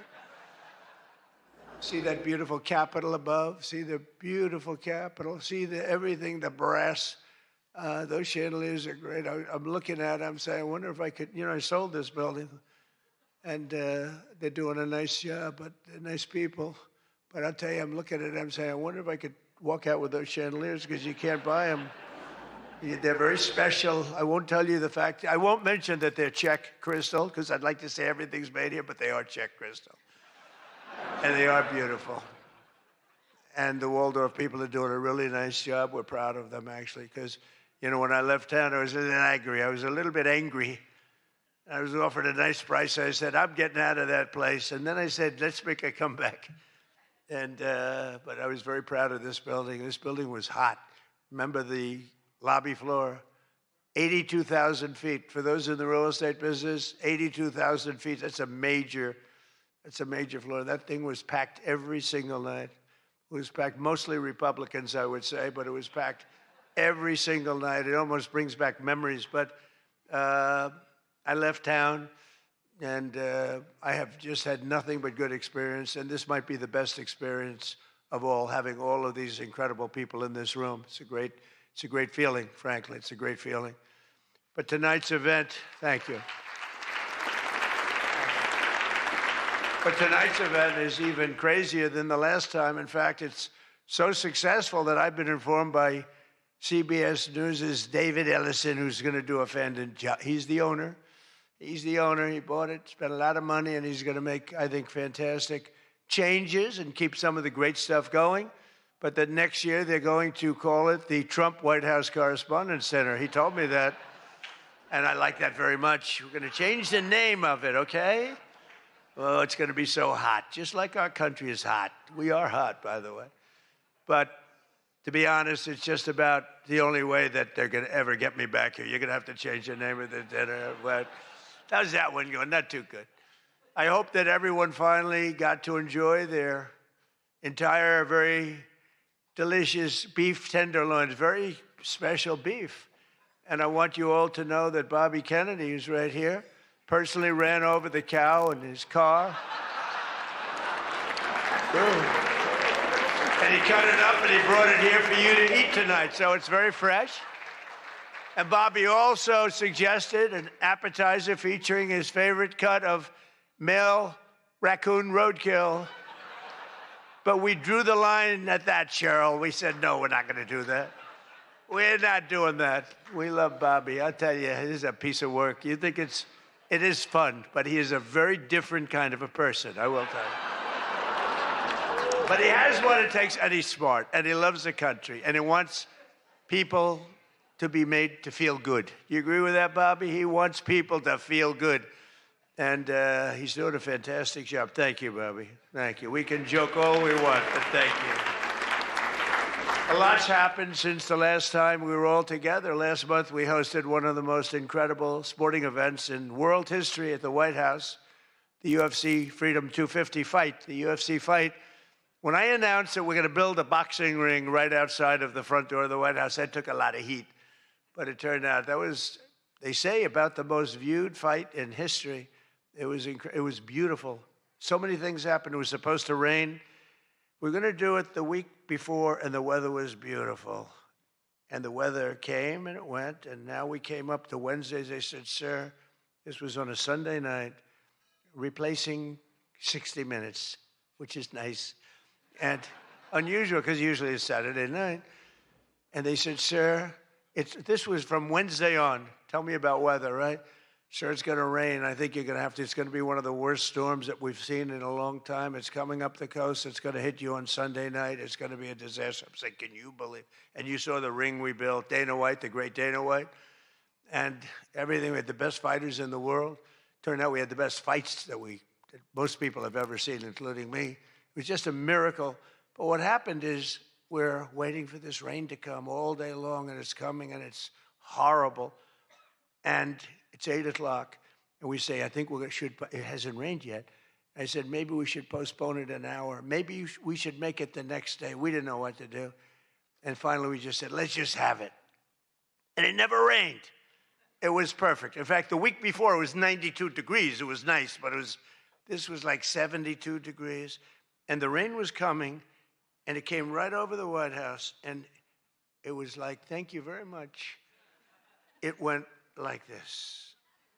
And other areas were drenched a few miles away. We didn't have a drop of rain. And it was absolutely one of the most incredible things anybody's ever seen. People said it's one of the most incredible nights of their lives. So just remember, before I came along, if you wanted to see someone lose consciousness on the South Lawn of the White House, all you had to do is ask Joe Biden a question. Remember that. Oh, you think I'm kidding. But the big fight was such an amazing success that tonight I'm pleased to announce that we're going to host an even bigger one right in front of the White House. Every Friday night, every Saturday night, we're going to have fights in front of the White House.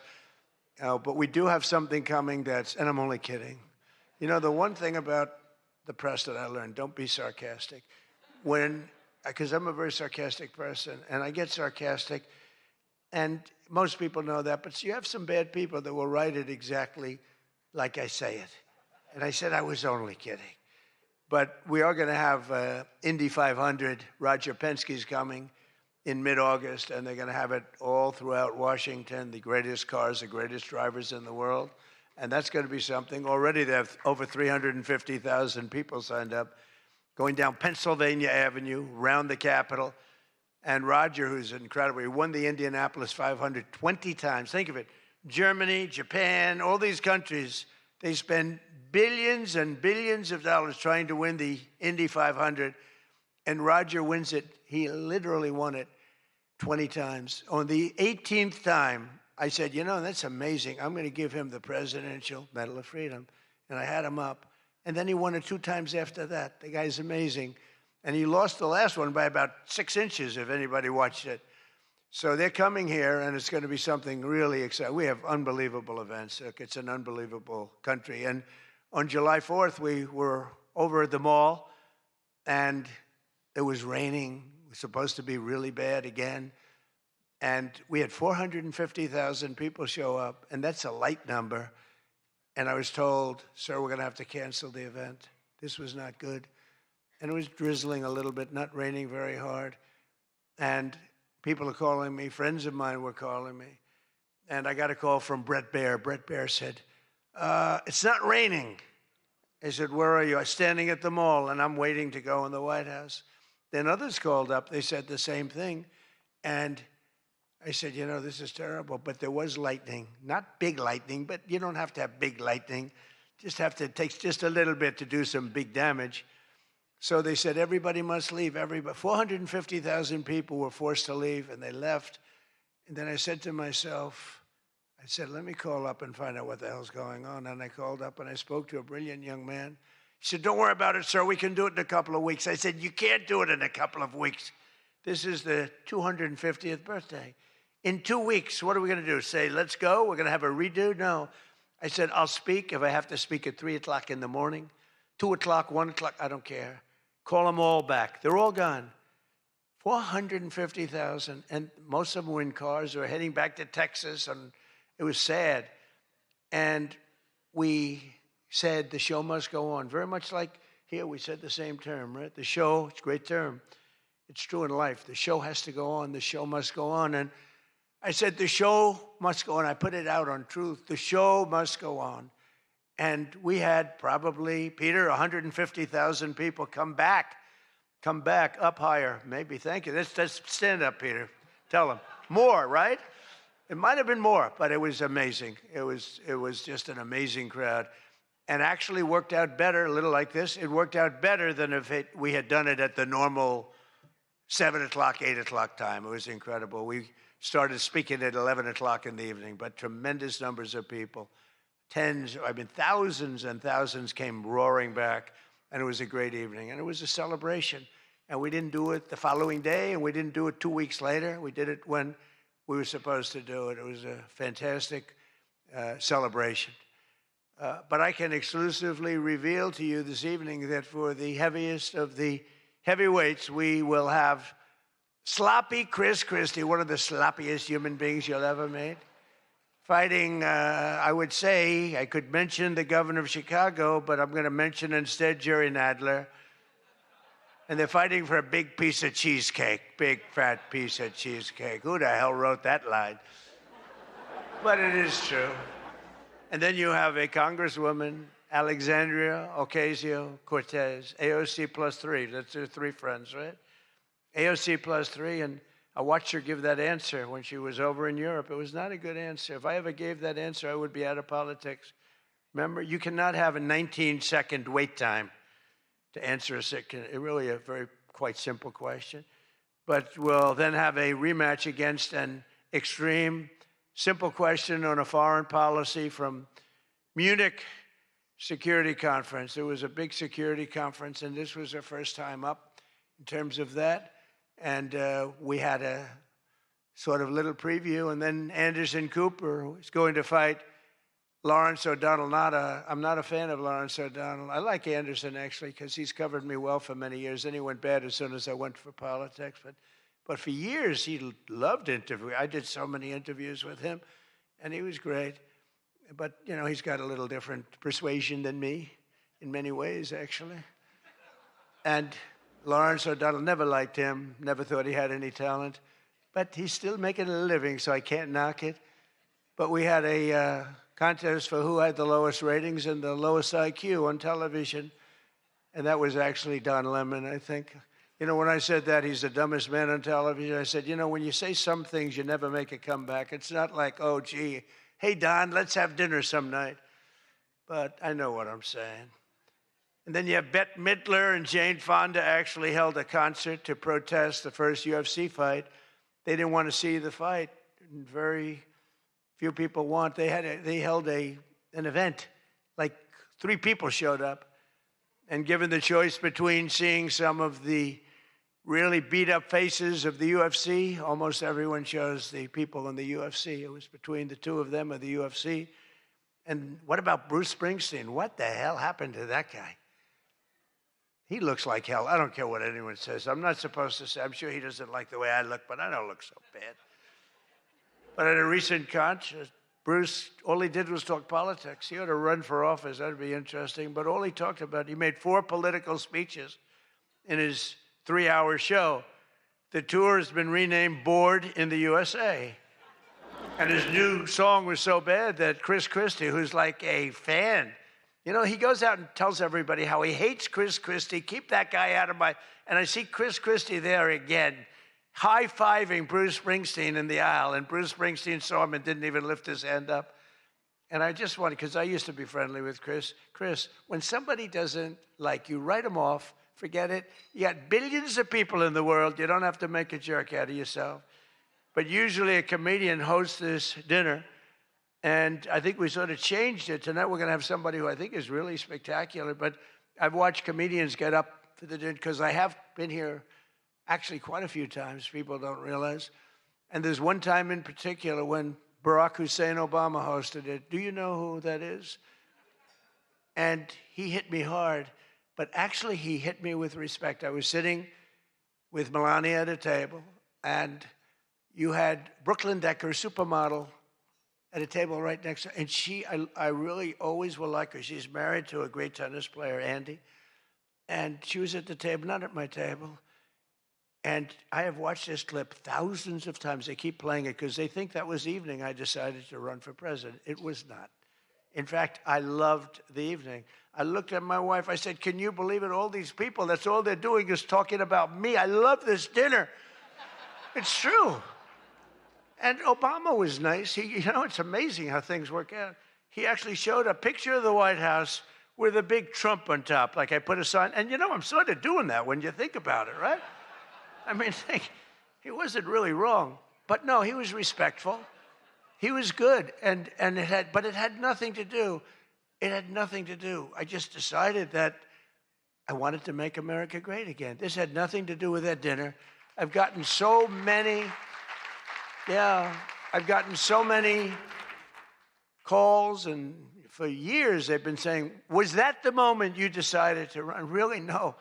I left that night, and the press was there. A lot of the same people that I see, they said, did you have a good time? Unbelievable. And some thought I didn't have, but I did have. And I always remember, though, Brooklyn. She was so angry. She was much angrier than me. She was angry. She thought they were mocking me. And they really weren't. It was just one of those things. And I had a great time. But I left, and I sort of thought, I was there 3 or 4 times before that, but I sort of thought, wow, that dinner is really something special. And then I ran. I got elected. I thought the press treated me very, very unfairly. And I don't know. I think I made the right decision, because you hate to go where maybe you're not wanted, but they did want me. They wanted me for ratings, and they wanted me for other reasons, but not for love. And I said, you know, I'm not going to go. First time that ever happened, I think. Was that the first time? Just about. Presidents always came. And I didn't go for 4 years because I got treated terribly by the press. In my opinion, unfairly. I know unfairly because I know the facts, but I got treated unfairly. I didn't go. And this year I was called by your president and your chairman and all of the people, and they said, we'd like to do it. And I said, you know what? With time goes by, time passes, and you sort of look at life a little bit differently. I said, let's do it. And I didn't know it was going to turn out the way it did. It turned out to be the biggest event in the history of your day. That was by far the biggest, right? For all the wrong reasons. But as I said before, a lot was learned from that evening. So much having to do with so many different things, including security. But it's an honor to do it. This is my first. I mean, I've been to it numerous times, but as president, I haven't been here. And I'm glad. And they said, would you do it next year? I said, I will be back next year. Now, if you get really, really nasty, maybe not. I don't know. But we're going to be back next year. And Well, Jackie will treat me very bad. But this year, the association decided not to have a comedian, so they considered using Jimmy Kimmel, Jimmy Fallon. These guys, they're terrible. They're terrible. Stephen Colbert, these are people without talent. They get a lot, they have talent. You know who has talent? Their agent, getting them the money they get. They have no talent. But they are not comedians. They're not funny people. They're angry people. They're sick people. But the association really put on a big show, and they have somebody very special. I look forward to seeing him. And so they thought about going with a professional clown for entertainment, but Adam Shifty Schiff was not available.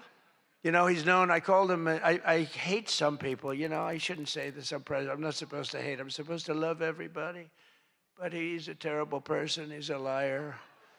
And I called him Watermelon Head because he has the largest head I've ever seen with the smallest neck, pencil neck. How does that big, fat, ugly head stand on a little pencil neck? And then I'm told that even Rosie O'Donnell reached out from Ireland. She really wanted to be here in order to honor me. She loves me very much, and she was desperate to come back to the United States and pay her respect to Donald J. Trump. But that didn't work out, unfortunately, because nobody wanted her to come back. But she's one of the greatest sufferers of Trump derangement syndrome. She's a sick young woman, sick older woman, I guess now I have to say. So instead, we're honored to have, for entertainment, the very talented mentalist, Oz Perlman.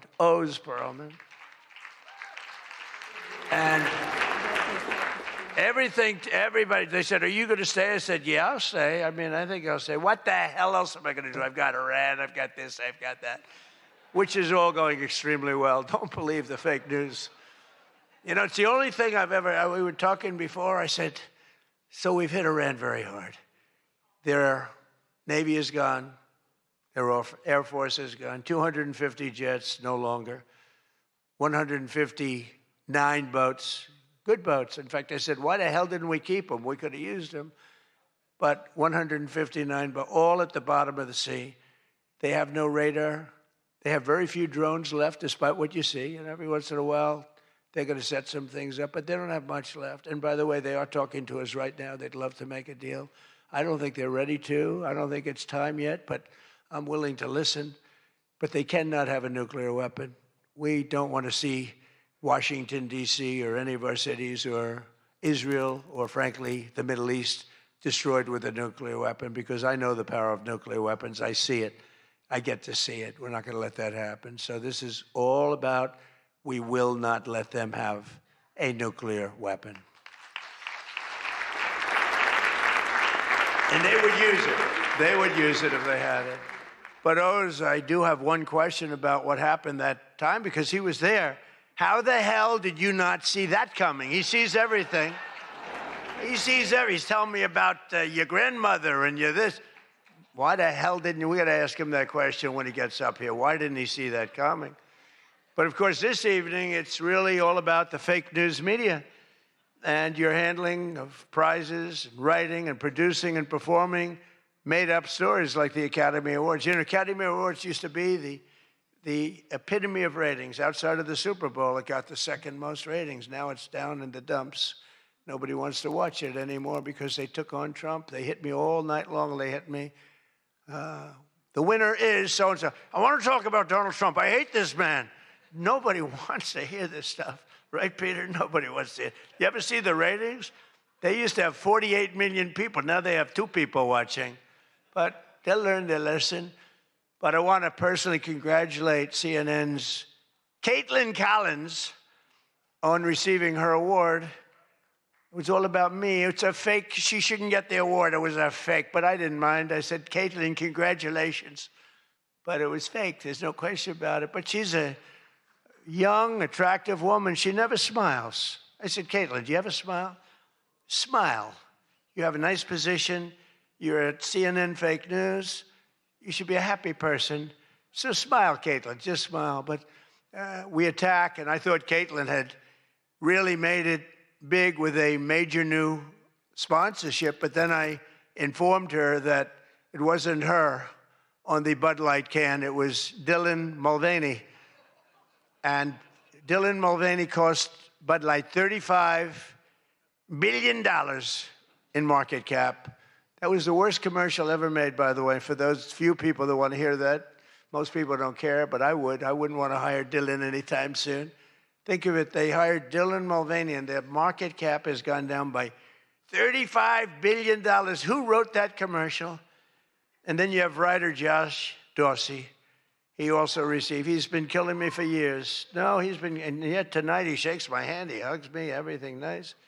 He kills me. Josh is amazing. He writes more stories than any human being.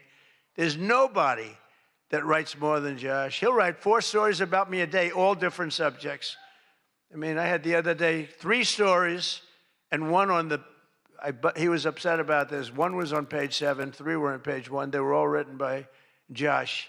But he's hit the big time, and he's a workhorse, and yet he's almost unhireable. You know, he's just one of these guys. Wall Street Journal's lucky to have him, but you really, it's unbelievable. He's almost unhireable. CNN is also here, and I'm very disappointed they didn't bring Fake Tapper because he's had a rough couple of years, Fake has. You know, he calls me up every once in a while. If I pick it up, I pick up my phone.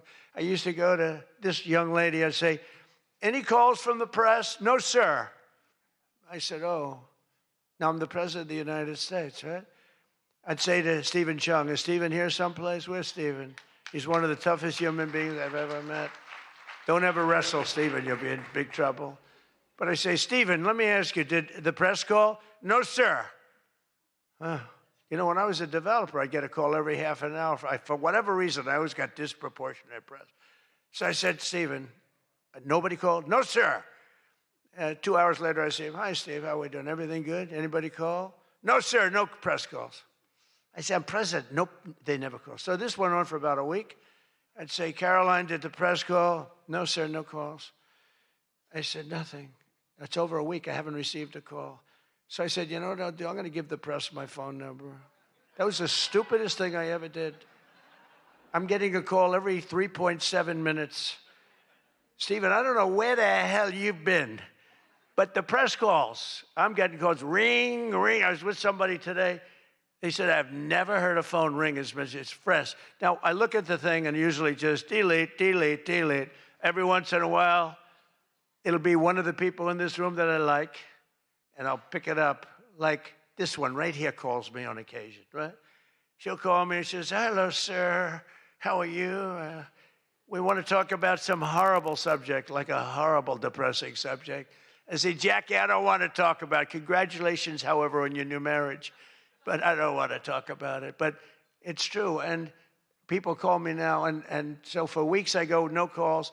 And I learned then that both of them, they feel that I'm doing a great job. And they feel I'm above it all.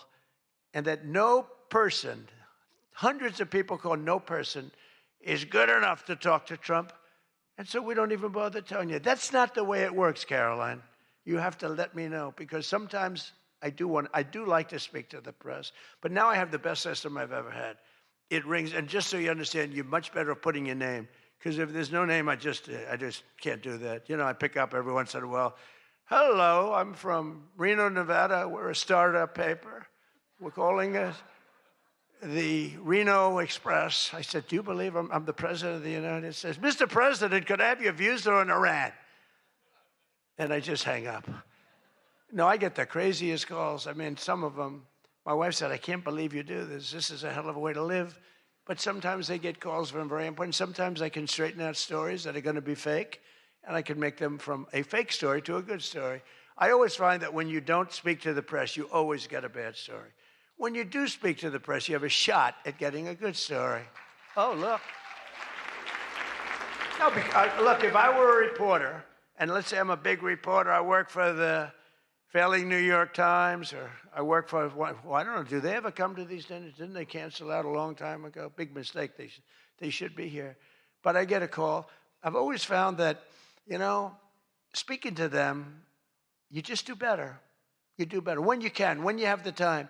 You speak to the reporter. You treat the reporter with respect. Sometimes now there are reporters where it doesn't matter. You can be so nice to them, it doesn't matter. You get treated unfairly. But you have a lot of great reporters where when you speak to them, you can get your point across, and that's a good thing. But some people say that Jake Tapper is a great investigative reporter in D.C., and that's why after moderating our debate, it only took him 1 year to break the story that Joe Biden might possibly have suffered from cognitive decline. It took him 1 year. He wrote a book about how great he was mentally, not too good. And I don't like Biden because Biden was very unfair to a lot of people. But Jill Biden insists that Joe would have beaten me in 2024, even though he was way down. She said he was way behind in the polls because he was seriously ahead. She felt he was going to win because he was seriously ahead on deceased voters. He was leading in the deceased crowd, and there were a lot of them. You're finding out there's a lot of them. Look at the numbers that just came out yesterday. And it's traditional that at least one or two potential presidential hopefuls attend the Correspondents' Dinner, but many of them seem to have really chickened out. I was disappointed that Gavin Newsom didn't show up. He didn't show up. He should be here. But I heard that he recently said that we will lose our country if we don't fight fire with fire.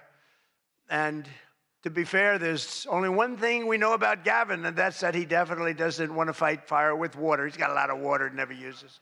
What a disaster. That should have never happened. But Gavin Newsom recently did a career-threatening, one of the worst interviews I've ever seen, where he said that he can't read a speech. He's incapable of reading a speech. He's a low IQ person. He's smarter, however, than all of the people in the room. And then he gets sued for being a racist, okay, when he said that. But he basically said he has various mental incapacities. He has difficulty in various other ailments mentally. And I'm looking at him saying, this is the worst interview. I'm watching this interview. I said, this is the worst interview I've ever seen given by a professional politician. I've been watching politicians for a long time, mostly on the previous side, because I haven't been doing this too long. How am I doing? Not bad for the number of minutes spent. Not bad. But with Gavin, so he said that all these things, and I said, anybody running against him, all they have to do is take that one interview and you can't lose. I actually put out a statement that Gavin Newsom has come out and said he will not be running for president because nobody can say what he said about himself and survive. Newsom was in big trouble when he openly admitted that Kamala was smarter than him. She said, Kamala is smarter. If Kamala is smarter than someone, you don't want that person to be president of the United States of America. Between California's policies of enabling wildfires, paying drug addicts to be homeless, giving free sex changes to illegals, and telling rich people they're going to take away, all of your money is going to be taken away. People are fleeing, and they're fleeing in droves. We can't have that in this country. It's becoming such a horrible and dangerous location that Ilhan Omar, one of my favorites, and her brother are thinking about moving together, very much in love. A video has surfaced recently of Ilhan giving a speech referring to World War II as World War XI. And they asked her about that. She thought she got it right. But I'm not surprised because she's a low IQ person. And she's also a very dishonest person. And she ought to get the hell out of our country. She shouldn't be here. She shouldn't be in our country. She also calls her brother husband number one. Omar is reportedly being investigated for fraud. She revised her net worth. I was shocked to see that she was worth much more than $30 million. And then when the press got on her, she revised it slightly downward to less than 18,000. So she went from much more than 30 million to 18,000. And I know Democrats, and the word Democrat is something that's come into fashion. I changed the E with a U, and most people don't know that dumb has a B, so we don't have to worry about that. It's very quiet. I thought it was quite good, but I haven't gotten much credit for that. Fake news, good. Pocahontas, good. I won't say Lion Ted because he's on my side. I don't talk about past conquests, but we have a lot of them. I won't talk about it. They got a whole table full of Republicans there. They're saying, no, don't mention my frickin' name, will you please?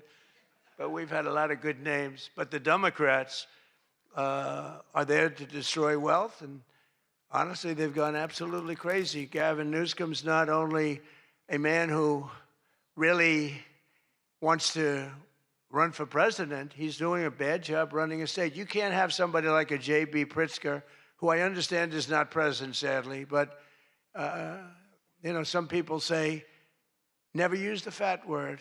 And I don't. I would never call anybody fat. I have my own problems, It's not like I'm perfect. Sir, in the back, don't call him a fat pig, okay?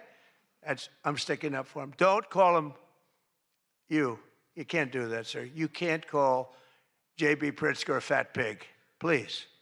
All right? Thank you very much. I appreciate it. Everyone's trying to figure out who is that guy, does he exist? But the nice part is when you do that, the press can't get you because I'm defending a man who obviously has a problem. Actually, he's lost a lot of weight. I saw him recently. He lost quite a bit of weight. I don't know what the hell. He's got no chance, believe me. Anything he does, the family threw him out of the business. A number of other potential Democrat contenders sadly refused to show up tonight. We invited Elizabeth Pocahontas Warren.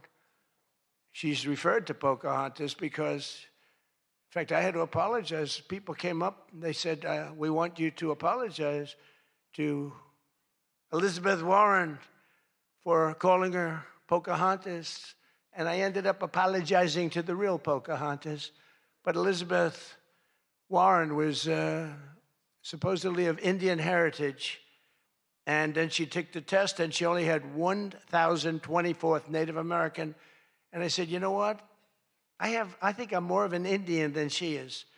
So this is what we have to deal with. But Senator Warren did not accept our invitation to debate. I wanted to debate her on various and sundry things, and she decided not to do it. And I decided to bury the hatchet. It doesn't matter. And well, I'm not going to say this next one. Do you want to hear this one? How bad? She wasn't high up on her totem pole. Who the hell wrote that? No, she's bad news. I wanted to make sure that Jack Smith, deranged Jack Smith, remember he went after me for about 2 years? How did he do? Not too good. I'm in the White House and he's not doing as well. I was going to say he's in a different kind of a house, but he's a deranged human being. He's a bad prosecutor. Prosecutors are very important. A great prosecutor, a fair prosecutor, but that's the great prosecutors, the ones that are fair. They're very important to a country, but this guy was a deranged lunatic. Saw his invitation tonight. He was invited because, but I put it in a private text to Chuck Grassley. And Chuck saw him and he did a certain thing. And then one man that we had who should be here, he turned Palestinian. This was a man who was 100% for Israel. 100%. Chuck Schumer, crying Chuck. Remember he cried at the airport over illegal immigrants. They were the fakest tears. There were people throwing water in his face. But now he's a proud, very proud Palestinian. In fact, I'm going to send him a beautiful Palestinian outfit tomorrow so he can greet Bibi Netanyahu when he comes to town next week, along with the mayor, who I'm sure would love to meet Bibi. They're not treating Bibi too well, but Chuck wanted to join us tonight, but he didn't want to be violating many parts of the Palestinian rules, regulations, and certainly he didn't want to violate Sharia law, his new founding. And all joking aside, I do think we need term limits in Congress. I think term limits are very important because I see what's happening. The other day, a senator I knew got a text, a great guy, from his wife. And she said, when you get home, I want to have you immediately come up the stairs and make love to me. And he said, I can't do both. You know what? In other words, can't go up the stairs and make love. Does anybody get that? Well, I thought that was actually pretty good. That was actually the only thing I thought was good in this whole frickin' stupid speech that they wrote. That was the only good one, and that went down with not exactly great laughter. I think, in other words, you can't go up the stairs and make love, too, So we're looking for term limits. Does anybody understand this stuff? But I really do wonder whether the Democrats are trying to lose the midterms. In Maine, they nominated a guy with a Nazi tattoo. But don't worry, Democrats. Word is that Plattner's replacement, he throws bottles at women. This guy throws bottles. This guy's another lunatic, by the way. Although I think Plattner might have done surprisingly well because we're in the age of Trump. Call it what you want. People can do well today. Plattner, I don't know. But, you know, people don't have the guts to stick it out, but it looked like he was guilty of a lot of stuff. He certainly didn't defend himself very well. In Texas, the Democrats are running a candidate named James Telefrico, who hates guns, hates oil, hates sex, hates women, and who said he is, quote, a Christian who hates Christianity. Other than that, I think his platform is quite good. And that means that he's not going to do very well against Ken Paxton, who hopefully in Texas is going to win. But Telefrico, he's Alfred. You know what he looks like to me? Alfred E. Newman. Do you remember Alfred E. Newman, Mad Magazine? I said, that guy is Alfred E. Newman. Can't imagine he'd win. Well, I have all of the press here in one place. I have to say that we're having an amazing load of accomplishments that the media never talks about. For example, under my administration, a once feared and powerful regime that relentlessly attacked America has finally been toppled.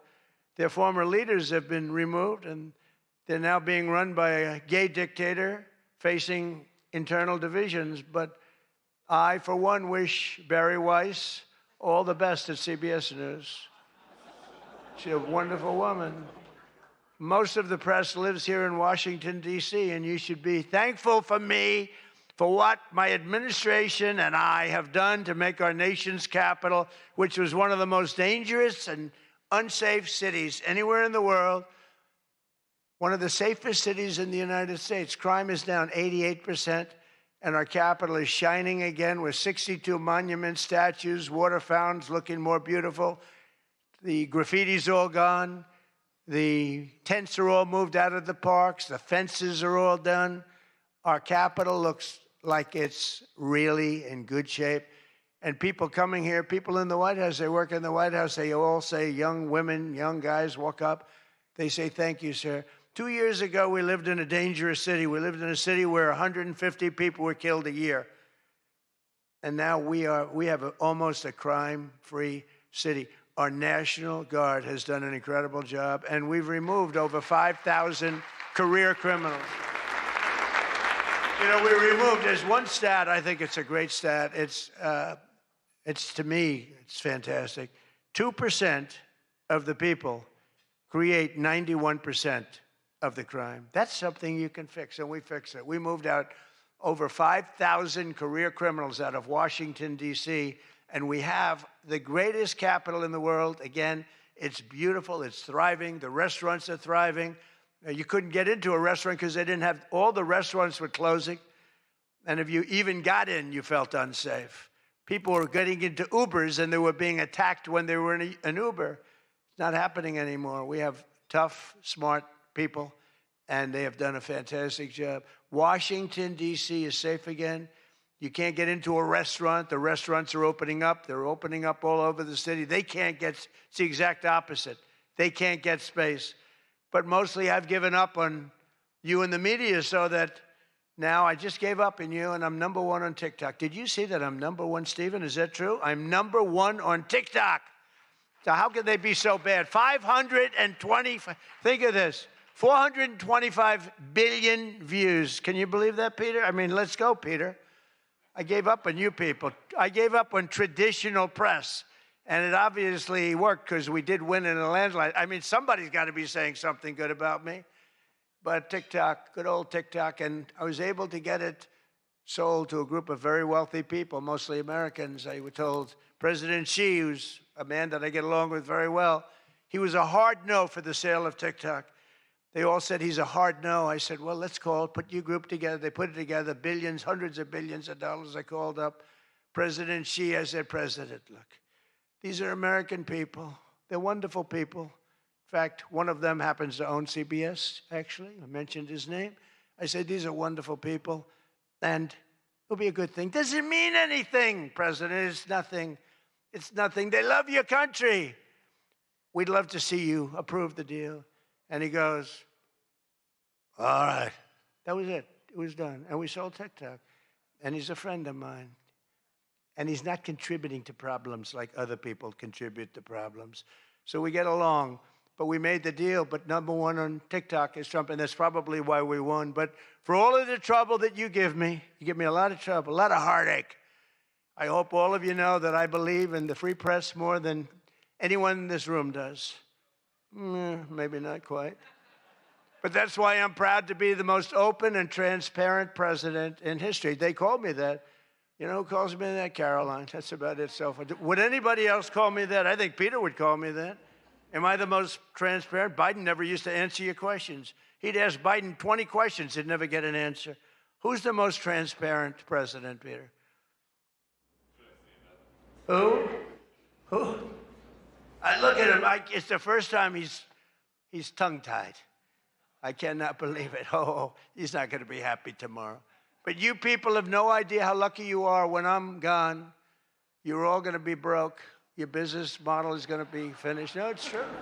When I'm not around, you're going to be broke. There's not going to be anybody to report on.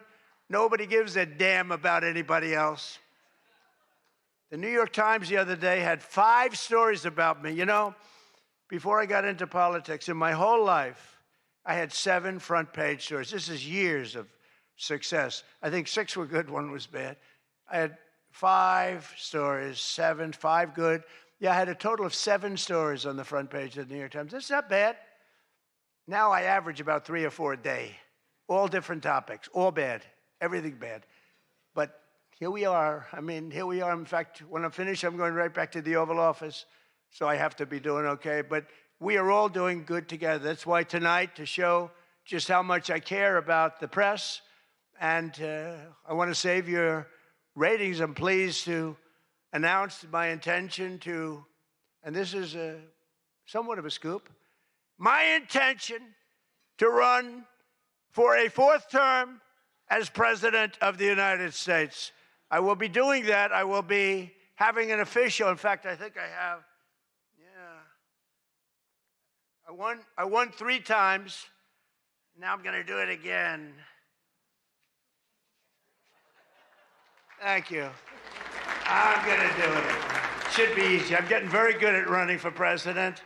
No, I won 3 times, did very well the 2nd time, by the way. It's a rigged election, but we don't have to talk about it. You know, it's interesting, when you come back and you do a good job like we did, and you don't care about it so much, but we do have to tighten up these elections because they really are in seriously bad shape. But on a serious note, I want to say once again, I just want to thank you all. It's been an interesting evening. I didn't really know what to expect, and it's far worse than I actually thought, but if you want to know that. But I didn't know exactly what to expect, and I've made a lot of friends tonight. I've made a lot of good friends tonight, probably made some enemies also, but it's been an experience that is something that we've all shared together, because we're all in this room tonight because most of us went through a period of trauma from just a short while ago. And, you know, some people said they wanted to come, but they were afraid to come, and you people weren't afraid to come. There were a lot of people that said, Jackie, they don't really, you know, they didn't have the courage to come. And we don't want that to happen. And I'm sure it's not going to happen. We're going to do things. Again, I want to thank our law enforcement, keeps us safe. All law enforcement. We have the greatest people on earth. You know, we had, 2 years ago, we had the worst record of recruitment in, as an example, the military, Army, Navy, Air Force, Marines, the Coast Guard, Space Force. I love Space Force. Look at all that shooting we're able to do from space. That was my baby. But all of the branches of, you couldn't get people to join. This was 2 years ago. And last week, you probably saw, some of you wrote the story, we have the single best recruiting of people into our armed forces than we have ever had in the history of our country. They are brimming over with great people. And that's a big statement. And that also goes for the police departments, where they were having a tremendous problem recruiting. You can't get into a police department now. If you're looking for a job, it's very tough. And that also includes our great fire departments, because people forget about them. They're unbelievable, the job they do. So I just want to thank you. Look, we're on the cusp of something big. And I call it, and this I'm being very serious when I say this, that this is the golden age of America. We have $19.2 trillion being spent in our country. A record was China. I think it was 10 years ago, 3 trillion. Trillion is a lot. 4 years, they went less than 1 trillion under Biden. And we have 19.2 trillion. And this is a period of actually 13 months, not even current, because we're here a little bit longer than that. But that was as of reporting dates. $19.2 trillion is being spent. Factories are coming. Toyota just announced they're going to be building the biggest car plant in the world. They're leaving Mexico. They're coming here. Tariffs did that. Tariffs did that. And maybe November 5th did that too, the election. But our country is doing things that nobody's ever seen before.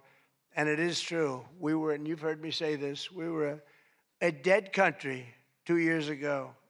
Other leaders would see me and they'd say it's a miracle. President Xi told me that a few weeks ago in China, and he's coming here on September, I think, 24th, coming in September, the end of September, going to be exciting. But he said the same thing. The King of Saudi Arabia said it. Everyone said almost the same words. We thought you were a dead country. We never thought you had a chance. You were never going to make it back. And in a period of 1 year, you made it the hottest country anywhere in the world. We all did that together. It's not me. We all did it together. And we do. We have the hottest country anywhere in the world, and we're going to keep it going. And I just want to say, it is the room. I have tremendous respect for the people in this room. Sometimes I don't feel you treat me fair, or maybe you do. I don't know. I don't feel that. But sometimes you treat me very fairly. And I have a lot of respect for your profession. Your profession's amazing. And I just want to thank you for having me. And it's been fun. And I've met a lot of great people. And, you know, I used an expression, and I've used it right from the beginning. I did this for one reason, to make America great again. And that's what's happening right before your very eyes. We have made America great again. And it's going to get a lot greater. So thank you all very much. It's an honor to be with you. Thank you. Thank you very much.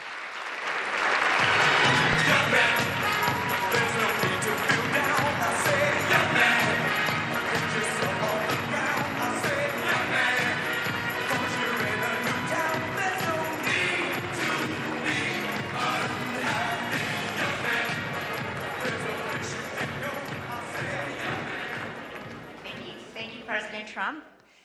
People asked me for several months, how long is he going to speak? And I said, you're White House correspondents. So you should know, and thank you, President Trump.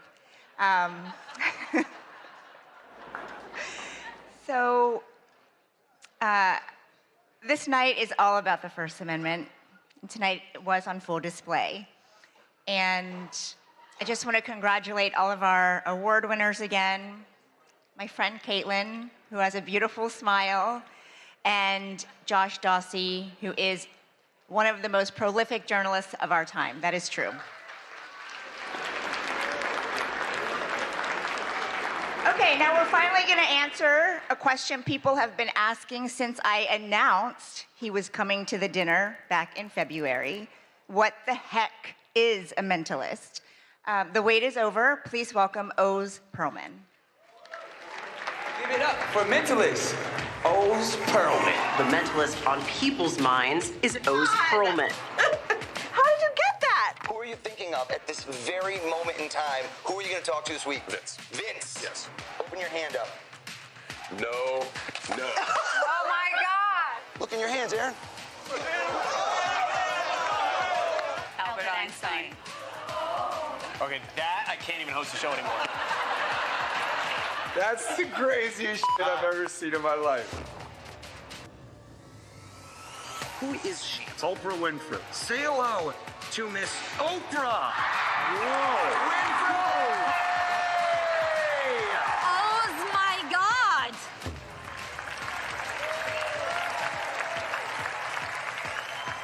Oz, what is the stock I'm thinking? Disney is about to roll out ridiculous. a streaming service. No. Wow. Wow. If there's something freaky in here, I'm better heck out of here. There better be. I'm out.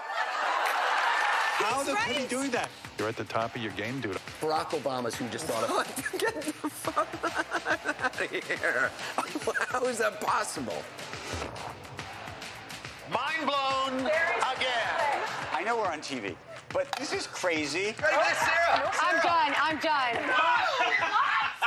That is nuts! Oh my God. Oz, you're amazing. Oh my gosh!